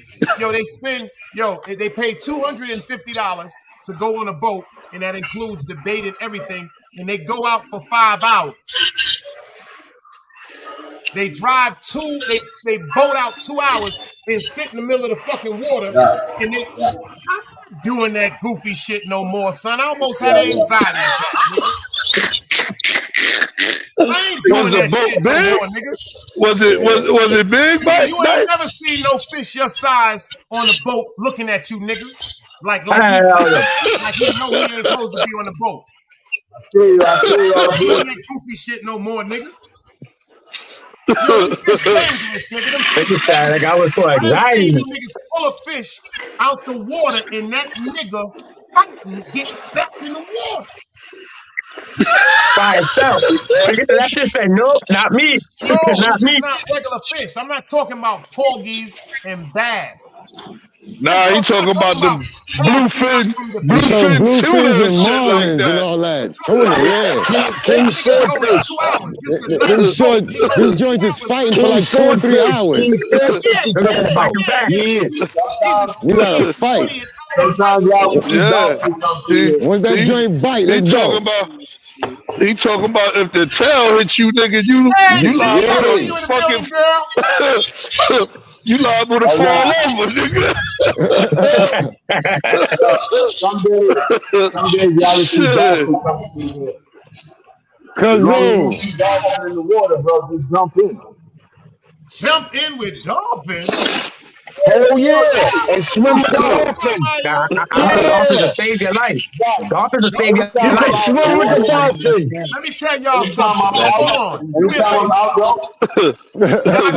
Swim with the dolphins. Let me tell y'all something. John will attest to everything I'm saying because he be out there in this water. I've never had this conversation with him. You know what I saw at Myrtle Beach too when I was doing motherfucking security? What? I seen 2 fucking dolphins mutilate a shark. Yeah. Them shits a dolphin will beat the shit out of a shark. Nah, I'm gonna give you the secret, guys. Balls in the water. Guys, I'm gonna give you the secret. What the dolphin do. With no dolphin? Let me tell you what the dolphin do. The dolphin underwater, they turn the shark upside down underwater. You can't breathe, and that make them dead. With their snouts. Yeah. Nigga, I'm not swimming with no fucking dolphin. Nah, yo. Nah, dolphins love humans. Dolphins love humans. You can grab onto the flip flop and just ride out. You can grab onto the flip flop. I'll go with you if you want to do that, Sonny. I'm going to support you. If you tell me you're going to work in the water and you're going to do some stuff with the flip flop, I will go live. Yo, we got OG Sonny Bronco about to be in the water fucking with a dolphin. I get 500 in the building for that shit. OG Sonny Bronco in the water. They like, yo, OG Sonny Blanco. Hey, yo, Grego, you grab that fin at the top. You grab that fin at the top, Grego. Dog soldier, am I lying, dog soldier? You grab the fin at the top and ride out, nigga. You ride out. Nah, you ain't lying, but it's just his reaction made me laugh, son. I'm not doing that shit was funny. Right, you ain't never got to worry about shit like that. I'm gonna keep it funky with y'all. I ain't never. What I don't fuck with jellyfish. You do no shit like that. I don't fuck with no jellyfish. I don't fuck with I ain't fucking with that. Yo, I like dolphins. I ain't fucking with that. I saw this shit with my own eyes, son. Them dolphins ain't calm like y'all think, son. Nah, jellyfish sting the shit out you, nigga. Them shit. Jellyfish will have your ass on fire. Get the shark dirty. Yeah, I heard. I know a few people that got stung by a jellyfish. Shark is trying to come to the sand, nigga. They chase that nigga to the shore. Dolphins going out there in the water. He's trying to come up there with us. Like the shark is your dice. Yo, dice. Call somebody. Look at these niggas. Yo, I'm telling you, them niggas is dangerous, son. Nah, man, dolphins is good money, man. Nah, dolphins will save your life. Yeah, dolphins good. I've seen them take a life. And I'm scared of sharks. So if they killed the shark, I'm on the boat and I see dolphins, I'll jump off. Oh. Yo, you know another species that's smart? Oh, You know shit, another it's the species ass that's like smart? freestyle Brim. The That's a fact. humpback whale. Yeah, yeah. Word, I ain't The gonna front you. humpback whale is a smart species too. That's a You see all fact. this I shit? think What's the dolphins are the smallest smartest smart shit in the fish? sea. How do you even know about a humpback Dog whale, soldier. nigga? You from Utica Ave. You from St. John's, nigga. The You seen a humpback smartest small Shout out to fish Utica. Shout out is to a St. red John. snapper. You catch hell catching a You red said, snapper, yo. You catch hell catching a red snapper, yo. Yo. you said the smartest small fish is a red snapper? The smartest small fish, a red snapper will fight you like you're a full-grown shark, B. You're trying to pull him out that water. That nigga gonna put up a fight. And he about that big, but he gonna put up a fight, yo. Nigga, you be pulling on the rail like this. You be pulling on the rail like this trying to get that nigga, yo. Say what, brother? Dog You catch the Soldier, white you be going size one, fishing? that's a fight. Yeah. Yeah. A red snapper, a good bass, a good 50, 60 pound bass, you gonna put up a fight trying to pull that nigga out the water, yo. Word. That's just trying to get back in. That's just trying to get back in there. See, I don't do all that type of shit. That shit, y'all notice I'm not talking about this. I'm like Green Eyes when we was talking about wallabies. I don't Bro, you talking this conversation. Hey, yo, Dice, you talking to a nigga that used to go out in the small boat with the crab and and throw it out. It got to spin like that when you swing it out. You got to swing it out. It got to spin like that. You catch the crab. Oh shit, Sonny, that shit is fire, son. Am I lying, Dog Soldier? I've been right there by the beach like this. I'd have been live. When you go crabbing, you gotta have your crab and you gotta spin it. Check the nigga out, yo. He fucking that shit You up. spin the net, and Artie, the net spin like this, and it hit that water, and it go down the water. You pull the drawstring. You pull the drawstring, and you pull that net back in. You probably got about 40, 50 crab in there, B. You ain't lying, Artie. You ain't lying. That's why I say all due respect to the men like you that know how to work them gadgets. Because I'm not doing that shit. I don't fuck with. But that's from a childhood. That's from childhood, though. That's why I was born like He's that. gonna jump in the ocean and get the fish. He's gonna get the crabs himself. I ain't going to get the crabs himself. What I'm doing is I'm living off experience. It's just like in the hood. I don't know. I'm not fucking with nobody in their habitat. I'm not fucking with no fish in no water. I'm not fucking with no cows in no pasture. I'm not fucking with no horses on no range. I don't fuck with people in their habitats. You understand what I'm saying to you? That's always been me. Don't fuck with niggas. Like, you know what I learned? I'm going to tell y'all a story. I was standing on an ant pile Me too. this summer. I didn't understand why I felt like my foot was scratchy. Let me explain something to you. When I looked at my foot was engulfed with red ants. When I got these motherfuckers off my foot, my shit was swollen like I had the gout, nigga. That's what a jellyfish do to you. That feeling you had, me up. Dice, that feeling you had, a jellyfish is 10 times worse. Yeah. Yeah, I heard. I heard a jellyfish will fuck you up. And that shit sticks to you. Ain't no pulling that shit off you. Because a jellyfish is in the water, which is what? Its element. Hey, yo, what's the thing in the water that'll kill you quickest? Jellyfish. Nah. A sea snake. A sea snake is the second most deadliest snake on the planet Earth. If a sea snake hits you, you ain't living 10 seconds, B. 10 seconds, you're dead. Why you don't go in the element. A sea snake, artist. You never heard of that? A real snake, but it live in the water. A sea snake, nigga. Then it's the box. That shit. The only thing got a worse bite than a sea snake is a black mamba. But it's more shit under there. When it comes to the ocean, we only know like 45% of the ocean. Nah, this should be on top of the water, Artie. This should be on top of the water. Don't be doing this. You know what on top of the water, Artie. The sea snakes. They float on top of the water. And will pull the shit out you. Black mambas be with cobras. You know where they be at? In the jungle. Back to what I was saying. You don't fuck with people, things in That their nigga Dice said habitat. back to what I was saying. Y'all, everything y'all saying goes back to what I was saying. You're fucking with things in their habitat. You don't fuck with no mongoose. You don't fuck with no mongoose. You don't fuck with no cobra. This is You this is don't fuck what with no lion in the jungle. Hold on, Dice. anaconda. Dice, hold on, Dice. Dice, you talking to a nigga that used to have a mongoose as a pet. You don't fuck They with said them. mongoose. Yo, A listen. mongoose is Let me tell dangerous, nigga. y'all niggas don't know. Let me talk to Dog Soldier right now. Y'all niggas don't know. Back in the day, right? When the British and all of them came to cultivate the islands, right? It was a bunch of fucking snakes on the islands. The British brought the mongoose through. The mongoose kill off all the snakes, yo. The only reason you got snakes on islands now, like Jamaica, is because a nigga went and got a pet python. He ordered from America, from England or something. The python got too big. He flinged it out. He threw it away. But before then, there was no snakes on no island because the British brought the mongoose through. I used to have a pet mongoose, nigga. Yo, it's funny you mentioned that because I was just about to bring up the You had a mongoose. mongoose too, nigga? Nah, I know mongoose I eat say, I snakes. remember you They with eat no cobras. mongoose. That nigga guy said, "Oh shit."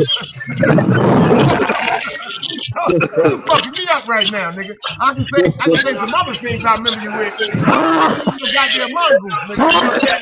Nah, nigga, I had no fucking mongoose, nigga. Stupid, man. Nigga stupid, man. I ain't never no Had no mongoose, nigga. motherfucking mongoose. Nigga had the bike. I ain't never had no motherfucking mongoose, nigga. Nigga, I had the bike. Word. Yeah, I had a bike too. I had the bike. Shit, I had a The few mongoose bikes. bike. I had the BMW. I couldn't get the mongoose yet. The BMX joint. Yeah. Nah, back in the days, remember Rough Riders was popping? Niggas Willie and all that? That was my ever, man. I had the mongoose. Okay. I had the BMX with the pegs on the bike, on the back. I had that I had the pegs on both, in the front and the back.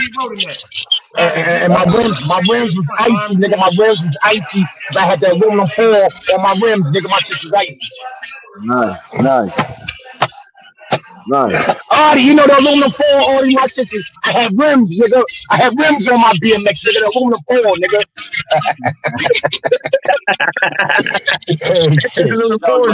Yo, shout out to my man Heck used to tie shoestrings in his shit. That nigga had red, white, and blue shoestrings.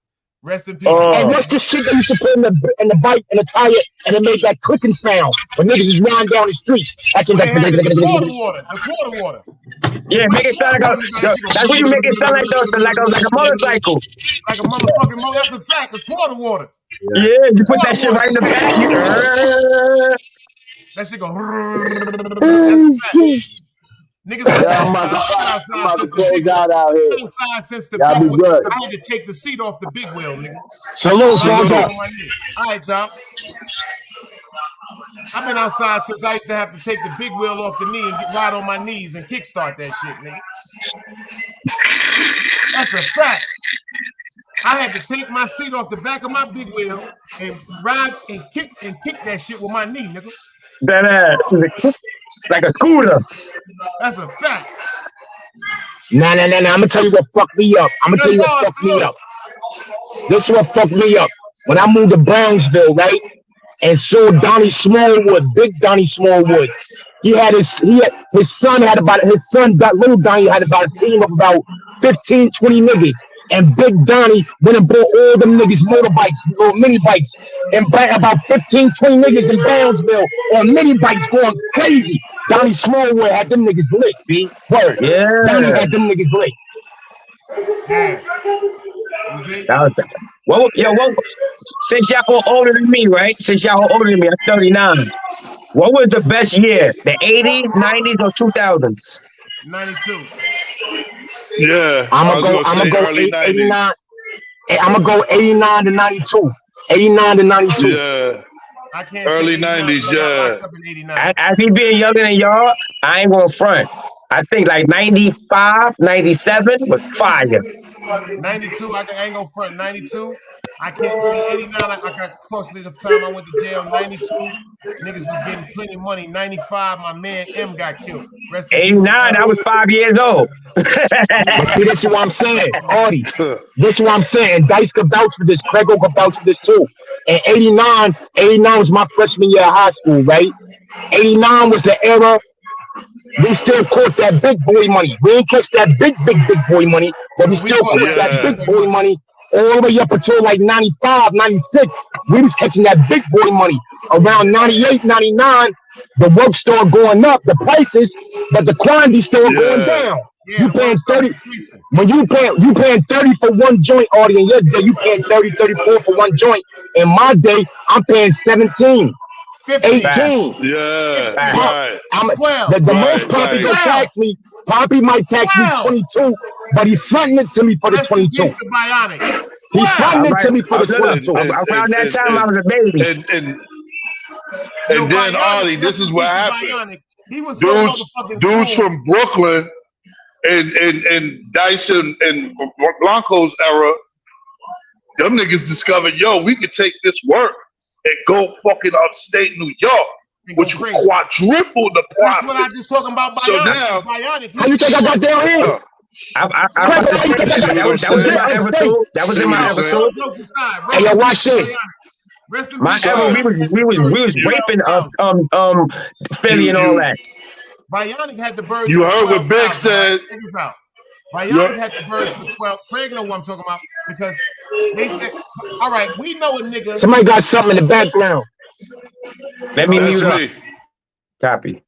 All right, y'all see. Nah, that was me. And Bumpy Johnson, like you see how the nigga, the chin acted like he was crazy walking around. You know, we really had a nigga like that named Bionic. Craig will tell you, like the nigga was. Now we had two niggas like that. But this y'all have Bionic, but you got one we all know. You got one we all know that used to pump all that weed and look like a fucking like he was homeless, pushing the cart with the cans in it, and that was Wally, nigga. Wally would be on his bum shit. I know that name from somewhere, Craig. Wally Dread, nigga. What do you mean? The Yachty Wally Dread, sir. I gotta know. Wally, yo, listen. Let me tell you. You know him. You've seen him 1,000 times, Dice. Wally Dread had all the smoke between Bed-Stuy and Flatbush. Wally had all the smoke, but you would think Wally was a bum because Wally would always be in some. We used to call them garage clothes. The old Dickie shit, the Dickie uniforms. He'd be in some garage shit, but with mad grease and mad paint on it. Nigga look like a bum, got big bobo dreads, and he pushed a shopping cart with a bunch of cans and shit. And you think the nigga going to the scrapyard? You go up under them cans, nigga might be 2-3 pounds. He going to make his drops. Wally Dread had it locked, nigga. Facts. Word. I'm gonna tell you who used to work for Wally Dread. But Bionic? Let me tell you who used to work for Wally Dread. Y'all remember Bar Kim? Bar Kim used to show up on 050. Frog voice Bar Kim. The old man Bar Kim got the frog voice. What up, Dice? He from Crown Heights. He used to work for Wally Dread. What was his name? Small work. Bar Kim. When he say Bar Kim, I think about my man from LG. That sounds mad familiar with the frog voice. Bar Kim with the frog voice. He just came home. Bar Kim used to be on 050 all the time last year. The Bar Kim I know and love. He used to be on 050 the movie all the time. He used to be. I probably know who he is. With these niggas. Rest in peace to Homo. Rest in peace to Nut Free World. The bar. Rest in peace, Homo. I didn't know Nut like that. I didn't know World like that. But I knew Homo. Rest in peace, Homo. Yeah. Cheryl's baby. Bar Kim is Cheryl Felton, baby father. Shout out. Hey, y'all know when Homo died. You know when Homo died, Mike Tyson had Browns on fire, nigga. He had $500,000 on them niggas' head. Whoever killed that nigga Homo, he had $500,000 on that nigga head, B. Homo was Tyson, man. They had the little club. Yeah, right Tyson wasn't playing. It was on Fulton. I think that's Fulton in New York by the liquor store. Over there by 31st, you're right. Yeah, Fulton in New York, you're right. Right over there by the restaurant, by where the liquor store used to be on the corner, where the Bojangles is right now. Them niggas had a fucking club. Them niggas was getting money, son. Them niggas was getting money. Money. Because this when Fab first came out. Shout out to Brooklyn. Yeah, Fab hey, yo, really like get on. Who remember Rutland Road Crew? Yeah, me. Yeah, you know the nigga. You know the nigga who shot Pop the first time is a Rutland Road crew nigga. Them Rutland niggas. Shout to Rutland Shout out Road. to That's Maynard. the hood. That's the No, I'm gonna hood. tell you. Remember Dexter? Rockaway and Rutland Dexter. run them. Shout out to Pop and them. Trini Dex. Trini Wow. Dexter used to have the long dreadlocks. Trini Dex. Before you had the dreadlocks, that was Trini Dexter who ran up the Quad Studio and hit that nigga Pop. That was not that nigga Tut. Is Dexter It was not That's Tut. why I always say free Tut because Is Dexter from the 80s? Seen the Is story with Dexter from that. the 80s? I've seen the story. Is Dexter from the 80s? What do you mean, the year 80s? Nah, like Flatbush. Nah. Dexter from Brownsville. Copy, because I know Dexter was from the 80s. He a Trini nigga from Brownsville, but he's the one who shot that nigga. He's Trini with dreads. He's brown skin. Stick up kids ever. Yeah, Might be the same Dex, he get busy. but Dex older than me. Dex older than me though. Copy, so it's not him. He younger than me. Goes into East New York because, like, on that side of Howard Avenue, a lot of us hustling. Rest in peace to Mad Max, Johnny Greenlee, and Botch, and all of them. You know, I'm Stud and all of them. This was a bunch of coke. But when you started going towards Brownsville and Buffalo and Linden houses and all that evil shit over there, them niggas over there dangerous. Them niggas is dangerous. I was always be in the pink houses. The pink houses was wicked back then. But pink houses. Nah, son, you gotta go Tilden. You gotta go Tilden, Seflo, Brownsville houses, Marcus Garvey, and Howard, nigga. We just laying shit down over there, bitch. Now shout out to Howard. That's what all the Yo, that's don't what all the forget Van Howard Dyke. is where I learned about Van the Van Dyke got it in. What's that shit your Big Dice? What's that shit that you be fucking with the Decepticons? That's where I learned Decepticons from Howard.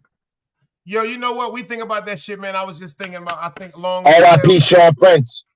Decep for life, Sean Prince, Brownsville. Rest in life. I mean, Sean Price. Green Eyes did that show the other day when he said Gary Minor step into my office. Did y'all see what his thumbnail said? He said, "You're not even Decep." Yo, son, I laughed so hard, son. Shout out to Green Eyes. Bless his heart. That nigga Green Eyes said, "But you not." That nigga Green Eyes had the Jason mask on, son. He said, "Y'all niggas want the Brock Lesnar. Y'all want the crazy nigga to come back out. Y'all struck the channel." He said, "Gary, you're not even Decep, Gary." He said, "Why you said you was Decep? It's already been stamped. Nobody knows you." He said, "That's the only reason why Dice let you in the whip. You not Decep." Boy, I almost pissed on myself. Dice, you never heard from Brooklyn a guy named he just got murdered. He got killed at 50. His name was Saint. Yeah, I know Saint, nigga. I had beef with Saint back in the day. Wrote to my mother. Saint. His brother name is what's his brother name? Act right. The red nigga, the light skinned nigga's brother. Ain't they from Ralph Avenue? I'm not from Ralph. They from Ralph. Saint from Ralph Avenue. They said Ralph. Over there by Ralph Avenue. Yeah. Wifey said he be on Ralph all the time. That's Cy and them family. Yeah, Saint from Ralph, nigga. I'm telling you, I had beef. That's a fact. His real name is Reggie. His real name is Reggie. That's the legend. That's a fact. That's Ralph and Prospect, nigga. That's Decep headquarters, nigga. Yeah. Come on, man. Rest in peace to that guy, man. Rest in peace. Word up, man. That's why I said this era. That's why I think if niggas take their time to really, it's two niggas that's twice this shit. You didn't put this nigga in the Saint name, and I had beef with that nigga back in the day, B. Some real live shit. And then fucking CK brought up the nigga Baby Young. And me and Baby Young had a shootout back in the day. And come to find out, CK was there when we was blaming at each other, nigga. Wow. Yo, I told the story not long ago. I said, yo, I'm in CK chat. CK kept calling Baby Young, Baby Young. So I type in the chat, "Hey, yo, CK, you know Baby Young?" You're like, "No, nigga, that's my baby brother." I sat back for a minute, right? So then I typed again about 2 minutes later. I'm like, yo, Baby Young had the shootout on Snyder Ave in Flatbush back in the day, right? He was like, "Yeah, nigga." I was like, "Nigga, that was me." He was banging that. And CK's like, "Oh, now you remember me, nigga. Now you remember me, nigga." Facts. That's twice that shit can happen. It's another OG. He had dreads. His name was Will. Decepticon. I know Penny Wills. I know that name is like crazy. But if you see his face, he was one of the OGs too. See, people feel R.I.P. Kruger. Reggie. R.I.P. Brownsville Kruger, man. People fail to realize I'm really second. If you really think about certain things, the only reason why I'm not first in certain places, but I'm really, my heart and my family, rest in peace, Rum, I'm really first, all hell Mag, but I'm second. I'm so close to the top. I'm flawless. You understand what I'm saying to you? That shit is so beautiful. It's such a good feeling. I know I did ignorant things, but Lord have mercy, man, for the way this is why I try to tell y'all, if you pay attention, we've been up here for hours chilling. People, you know why I feel sad sometimes, man? It's not dudes be arguing, they run out of conversation. And then it turns into humor. But there's so much shit to talk about, bro. No, but you gotta understand, it's a bunch of things to talk about, but if you can't comprehend the conversation, you can't engage. And instead of somebody saying, bro, you know what? It's not funny because my grandfather cried to me about this shit. My grandfather said it was times where he wanted, like, certain people at the job when he was there at his graduation, when he retired. He did 25 years at Kings County Hospital. They gave him a gold Rolex and everything. And the night he was crying, I thought he was crying because he retired. He was crying because he said he had so many things that he wanted to say to certain people, but he didn't know how to say it to them. Like, it was things he wanted to say to tell him how much he appreciated him, he thanked them, how they put up with him, how they showed how much they cared about him just by putting that party together. But he didn't know how to formulate the words. That's why he always pushed me to go to school. And it's the same thing with a lot of us now. You'd be surprised how many podcast creators can't read or write. And instead of calling a nigga on the side and say, yo, Dice, check this out, or yo, OG Sonny, or Craig, or Artist, yo, I lack in a certain situation. Do me a favor. Yo, could you help me with this shit in the background? It's just like when I holler at Two when he first introduced me in how to work the computer. I didn't feel less of a man because I didn't know how to work the computer. I felt blessed because my man knows how to work the computer and he can teach me. Right. Once niggas get over shout out to the G's, yo. But see, that goes back to the lessons too, Dice. Y'all niggas be easy. It was a pleasure. It was a pleasure. Quick, pleasure. Artie, pleasure. Dice, pleasure. Dog Soldier, pleasure. DMW, pleasure. Easy, good people. Salute. That's the only problem. Dice, I'm about to chop down too. Salute. Yo, Dice, you already know I appreciate you. Brooklyn all day, Crown Heights. Yo, King, salute, King. You already. Yeah, we got some content coming back tomorrow, man. Some other good shit. Salute. Okay. Salute. Definitely. Yeah, that's great content. Yeah, bro. Another day. Good content, man. That's great content. And I'm telling y'all, if motherfuckers would just hold out to each other and it's like they get their pride out their motherfucking mind, should it be so much more peaceful. And these I'm not gonna say white people or crackers. I'm not gonna say that. I'm gonna say people that can open certain doors and give us opportunities. Man, niggas could get a real bag, man, or at least one or two of us can get a bag. And then if we how about this? Huh? How about this? Ain't nothing wrong having white friends. No, it's nothing. Everything is wrong. Everything is wrong with destroying great opportunities and connections. See, I don't look at color when it comes to opportunity. No doubt, me either. You know, we from Brooklyn, so we from a melting pot. Puerto Ricans, white, black, African. We don't. I don't see color, bro. I see your heart. That's it. We go by character. I done got money. That's what it is. Danny and them niggas from Coney Island. I done got money with Russians from Surf Avenue. Shout out to my nigga Danny and them niggas from Coney Island back in the days. You dig what I'm saying? I done been around so Dominicans, Haitians, Africans, Italians, Puerto Ricans, Bajans, Nigerians, Panamanians. So it's not about. I've never been. I can't look at nobody for their color, man, and I can't look at nobody for their intelligence or their degree of comprehension. See, I'm from a different era, man. I am my brother's keeper, so I'm not gonna make fun of my brother because he can't read. Oh, this nigga come with this stupid shit, man. Damn. Yeah, I'm good. Now this nigga come with his loud motorcycle and Oh, you with looking like you about music. to use the bathroom or something. See, I am my brother's keeper. If Man. somebody call me telling me what they need some help with, especially if I can sit down and build with them, teach them some things, arithmetic, math, comprehension, filling out a job resume, shit, calling somebody, I'll do an I didn't filled out so many applications because down here online, you can fill out an application and just go in for an interview. I didn't fill out applications for my cousins and I didn't coach them with certain conversations. I didn't sat down with them and said, sit down. I am the employee. I am interviewing you, and I'm going to tell you certain things employers are going to ask you. Important things like, are you reliable? What can you contribute to this company?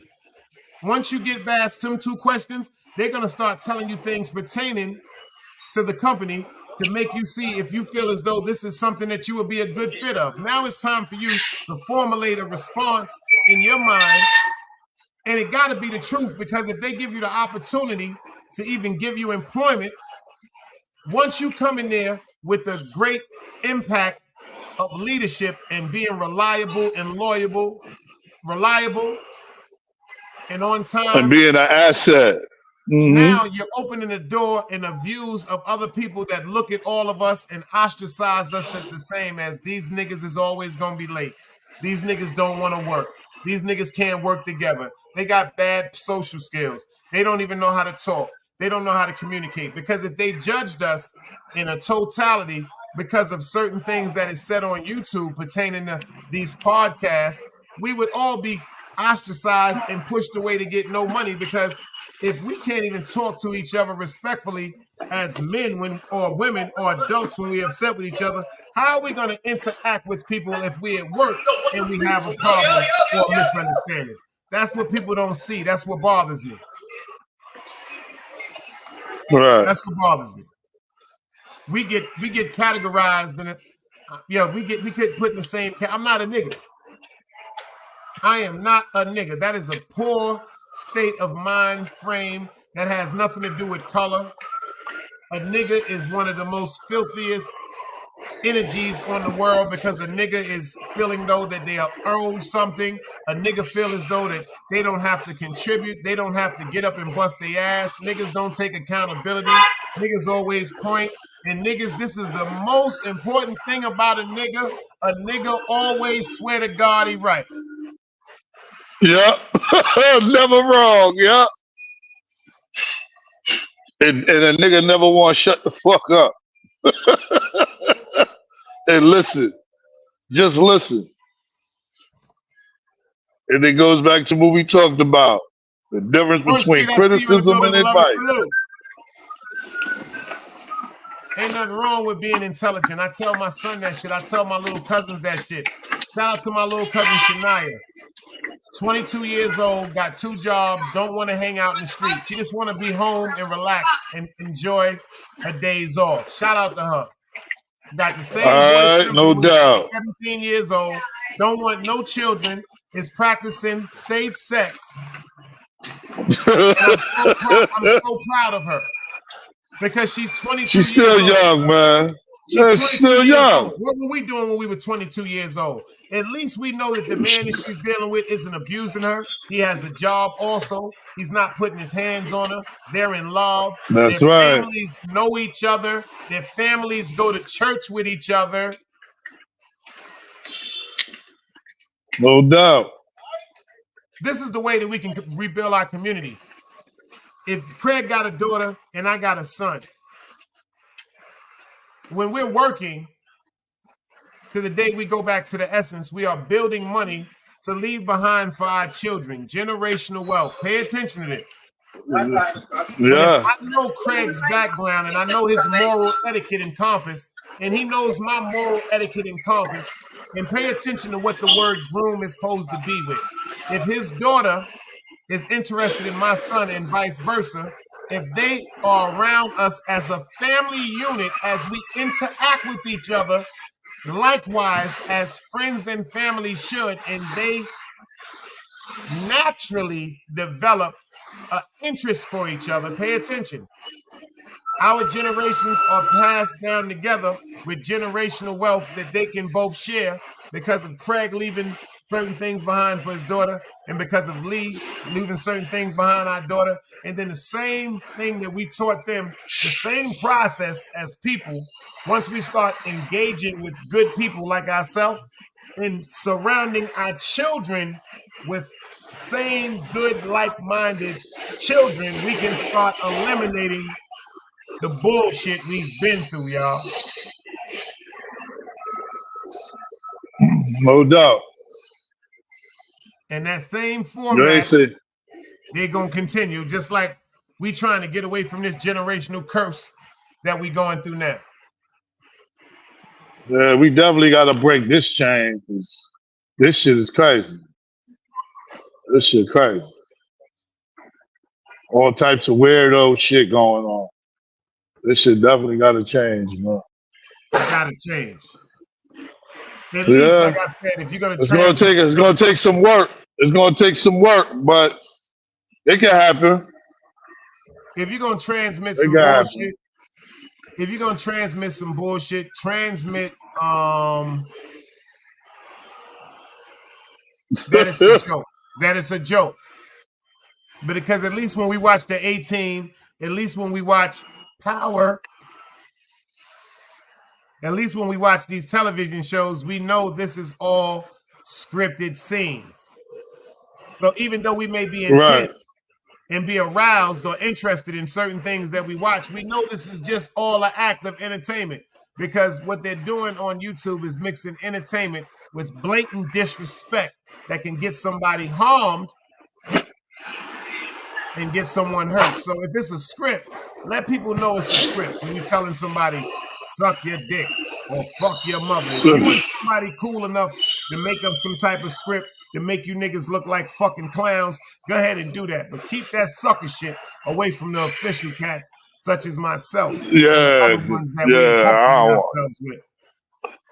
Yeah, I don't want to be around no shit like that. It's just crazy. All that SMD and all that stupid shit. It's like, where you going from there? It's like, where you going from there? Like, you ain't going nowhere with that. Ain't nobody going nowhere. You gonna be stuck in the same spot you've been stuck in. And shout out to Ashley Marty. He said he gonna get up here and start popping up and blessing the stage and giving us some quote-unquote input on some things that he think we should talk about. I keep trying to tell y'all, whenever y'all got something on your mind, especially of some positivity and some righteousness that can help all of us together in a totality, please come over here and let's talk about it. Yeah. Shout out to the brother when he popped up, because we from a different era, y'all. It's a lot of y'all that's sitting up. I even heard people I told y'all at my aunt's house say, Puffy is now telling on people because he not paying them no more. That's the most bogus shit I ever heard in my life. You don't fuck with no fucking kids.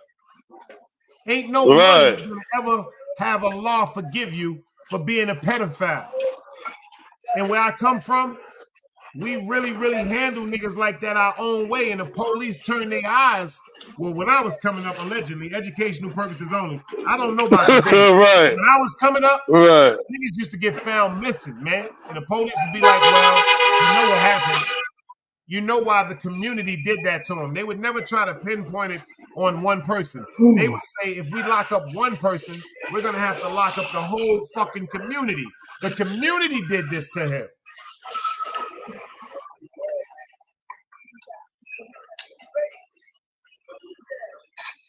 But we gonna get it right.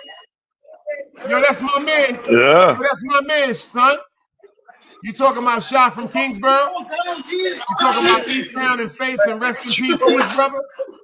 That's my man. Free E-Town. Rest in peace to Fred. Rest in peace to Pretty Red.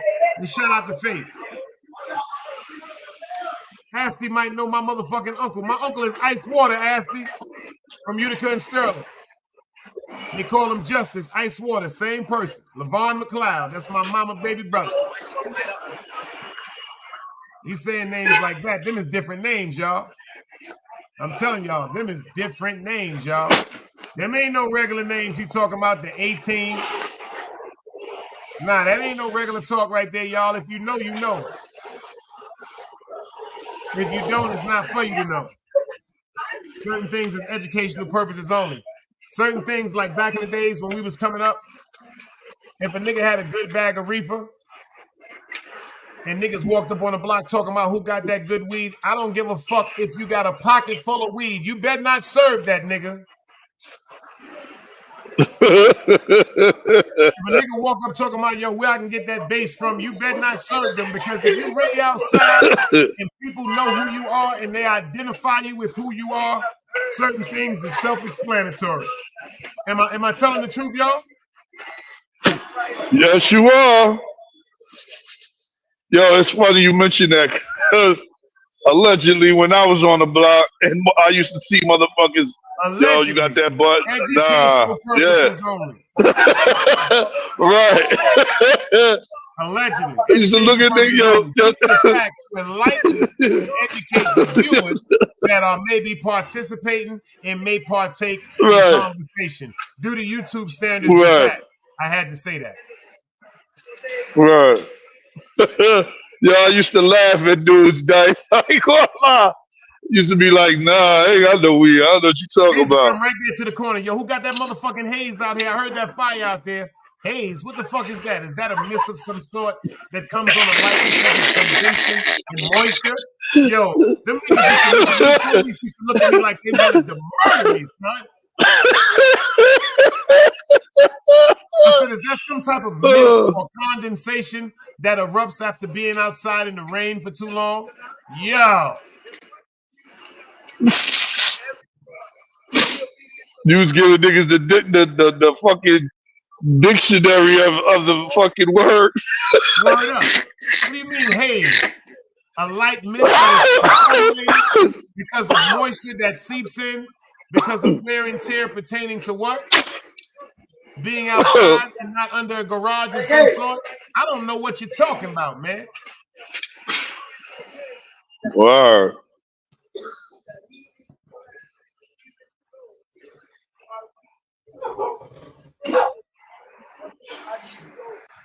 Yeah, but I ain't gonna lie. This was definitely content today, though.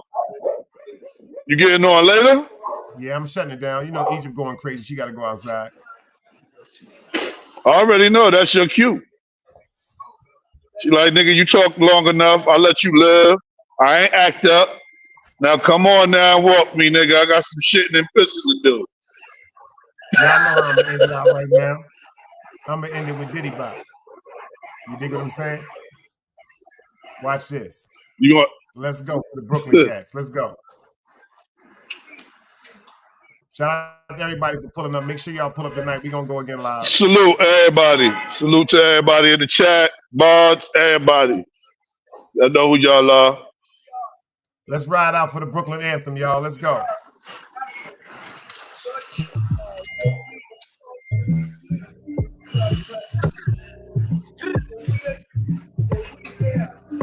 Yeah. It's your boy. Diddy Pop. Outside. Big guns. I'm Bill Blast, Cool G-Rap. Crack spots in Brooklyn with an 18. Raised the murder rate out in Brooklyn. Tight robbed his own mom's church in Brooklyn. We was wild in the tunnel. Niggas got their shots took. Boy, I'm so Brooklyn, niggas know my name. Shit they said every time a nigga missing their chain. Had to do it for the dollars, I ain't do it for fame. Had to shoot 100 niggas just to work on my aim.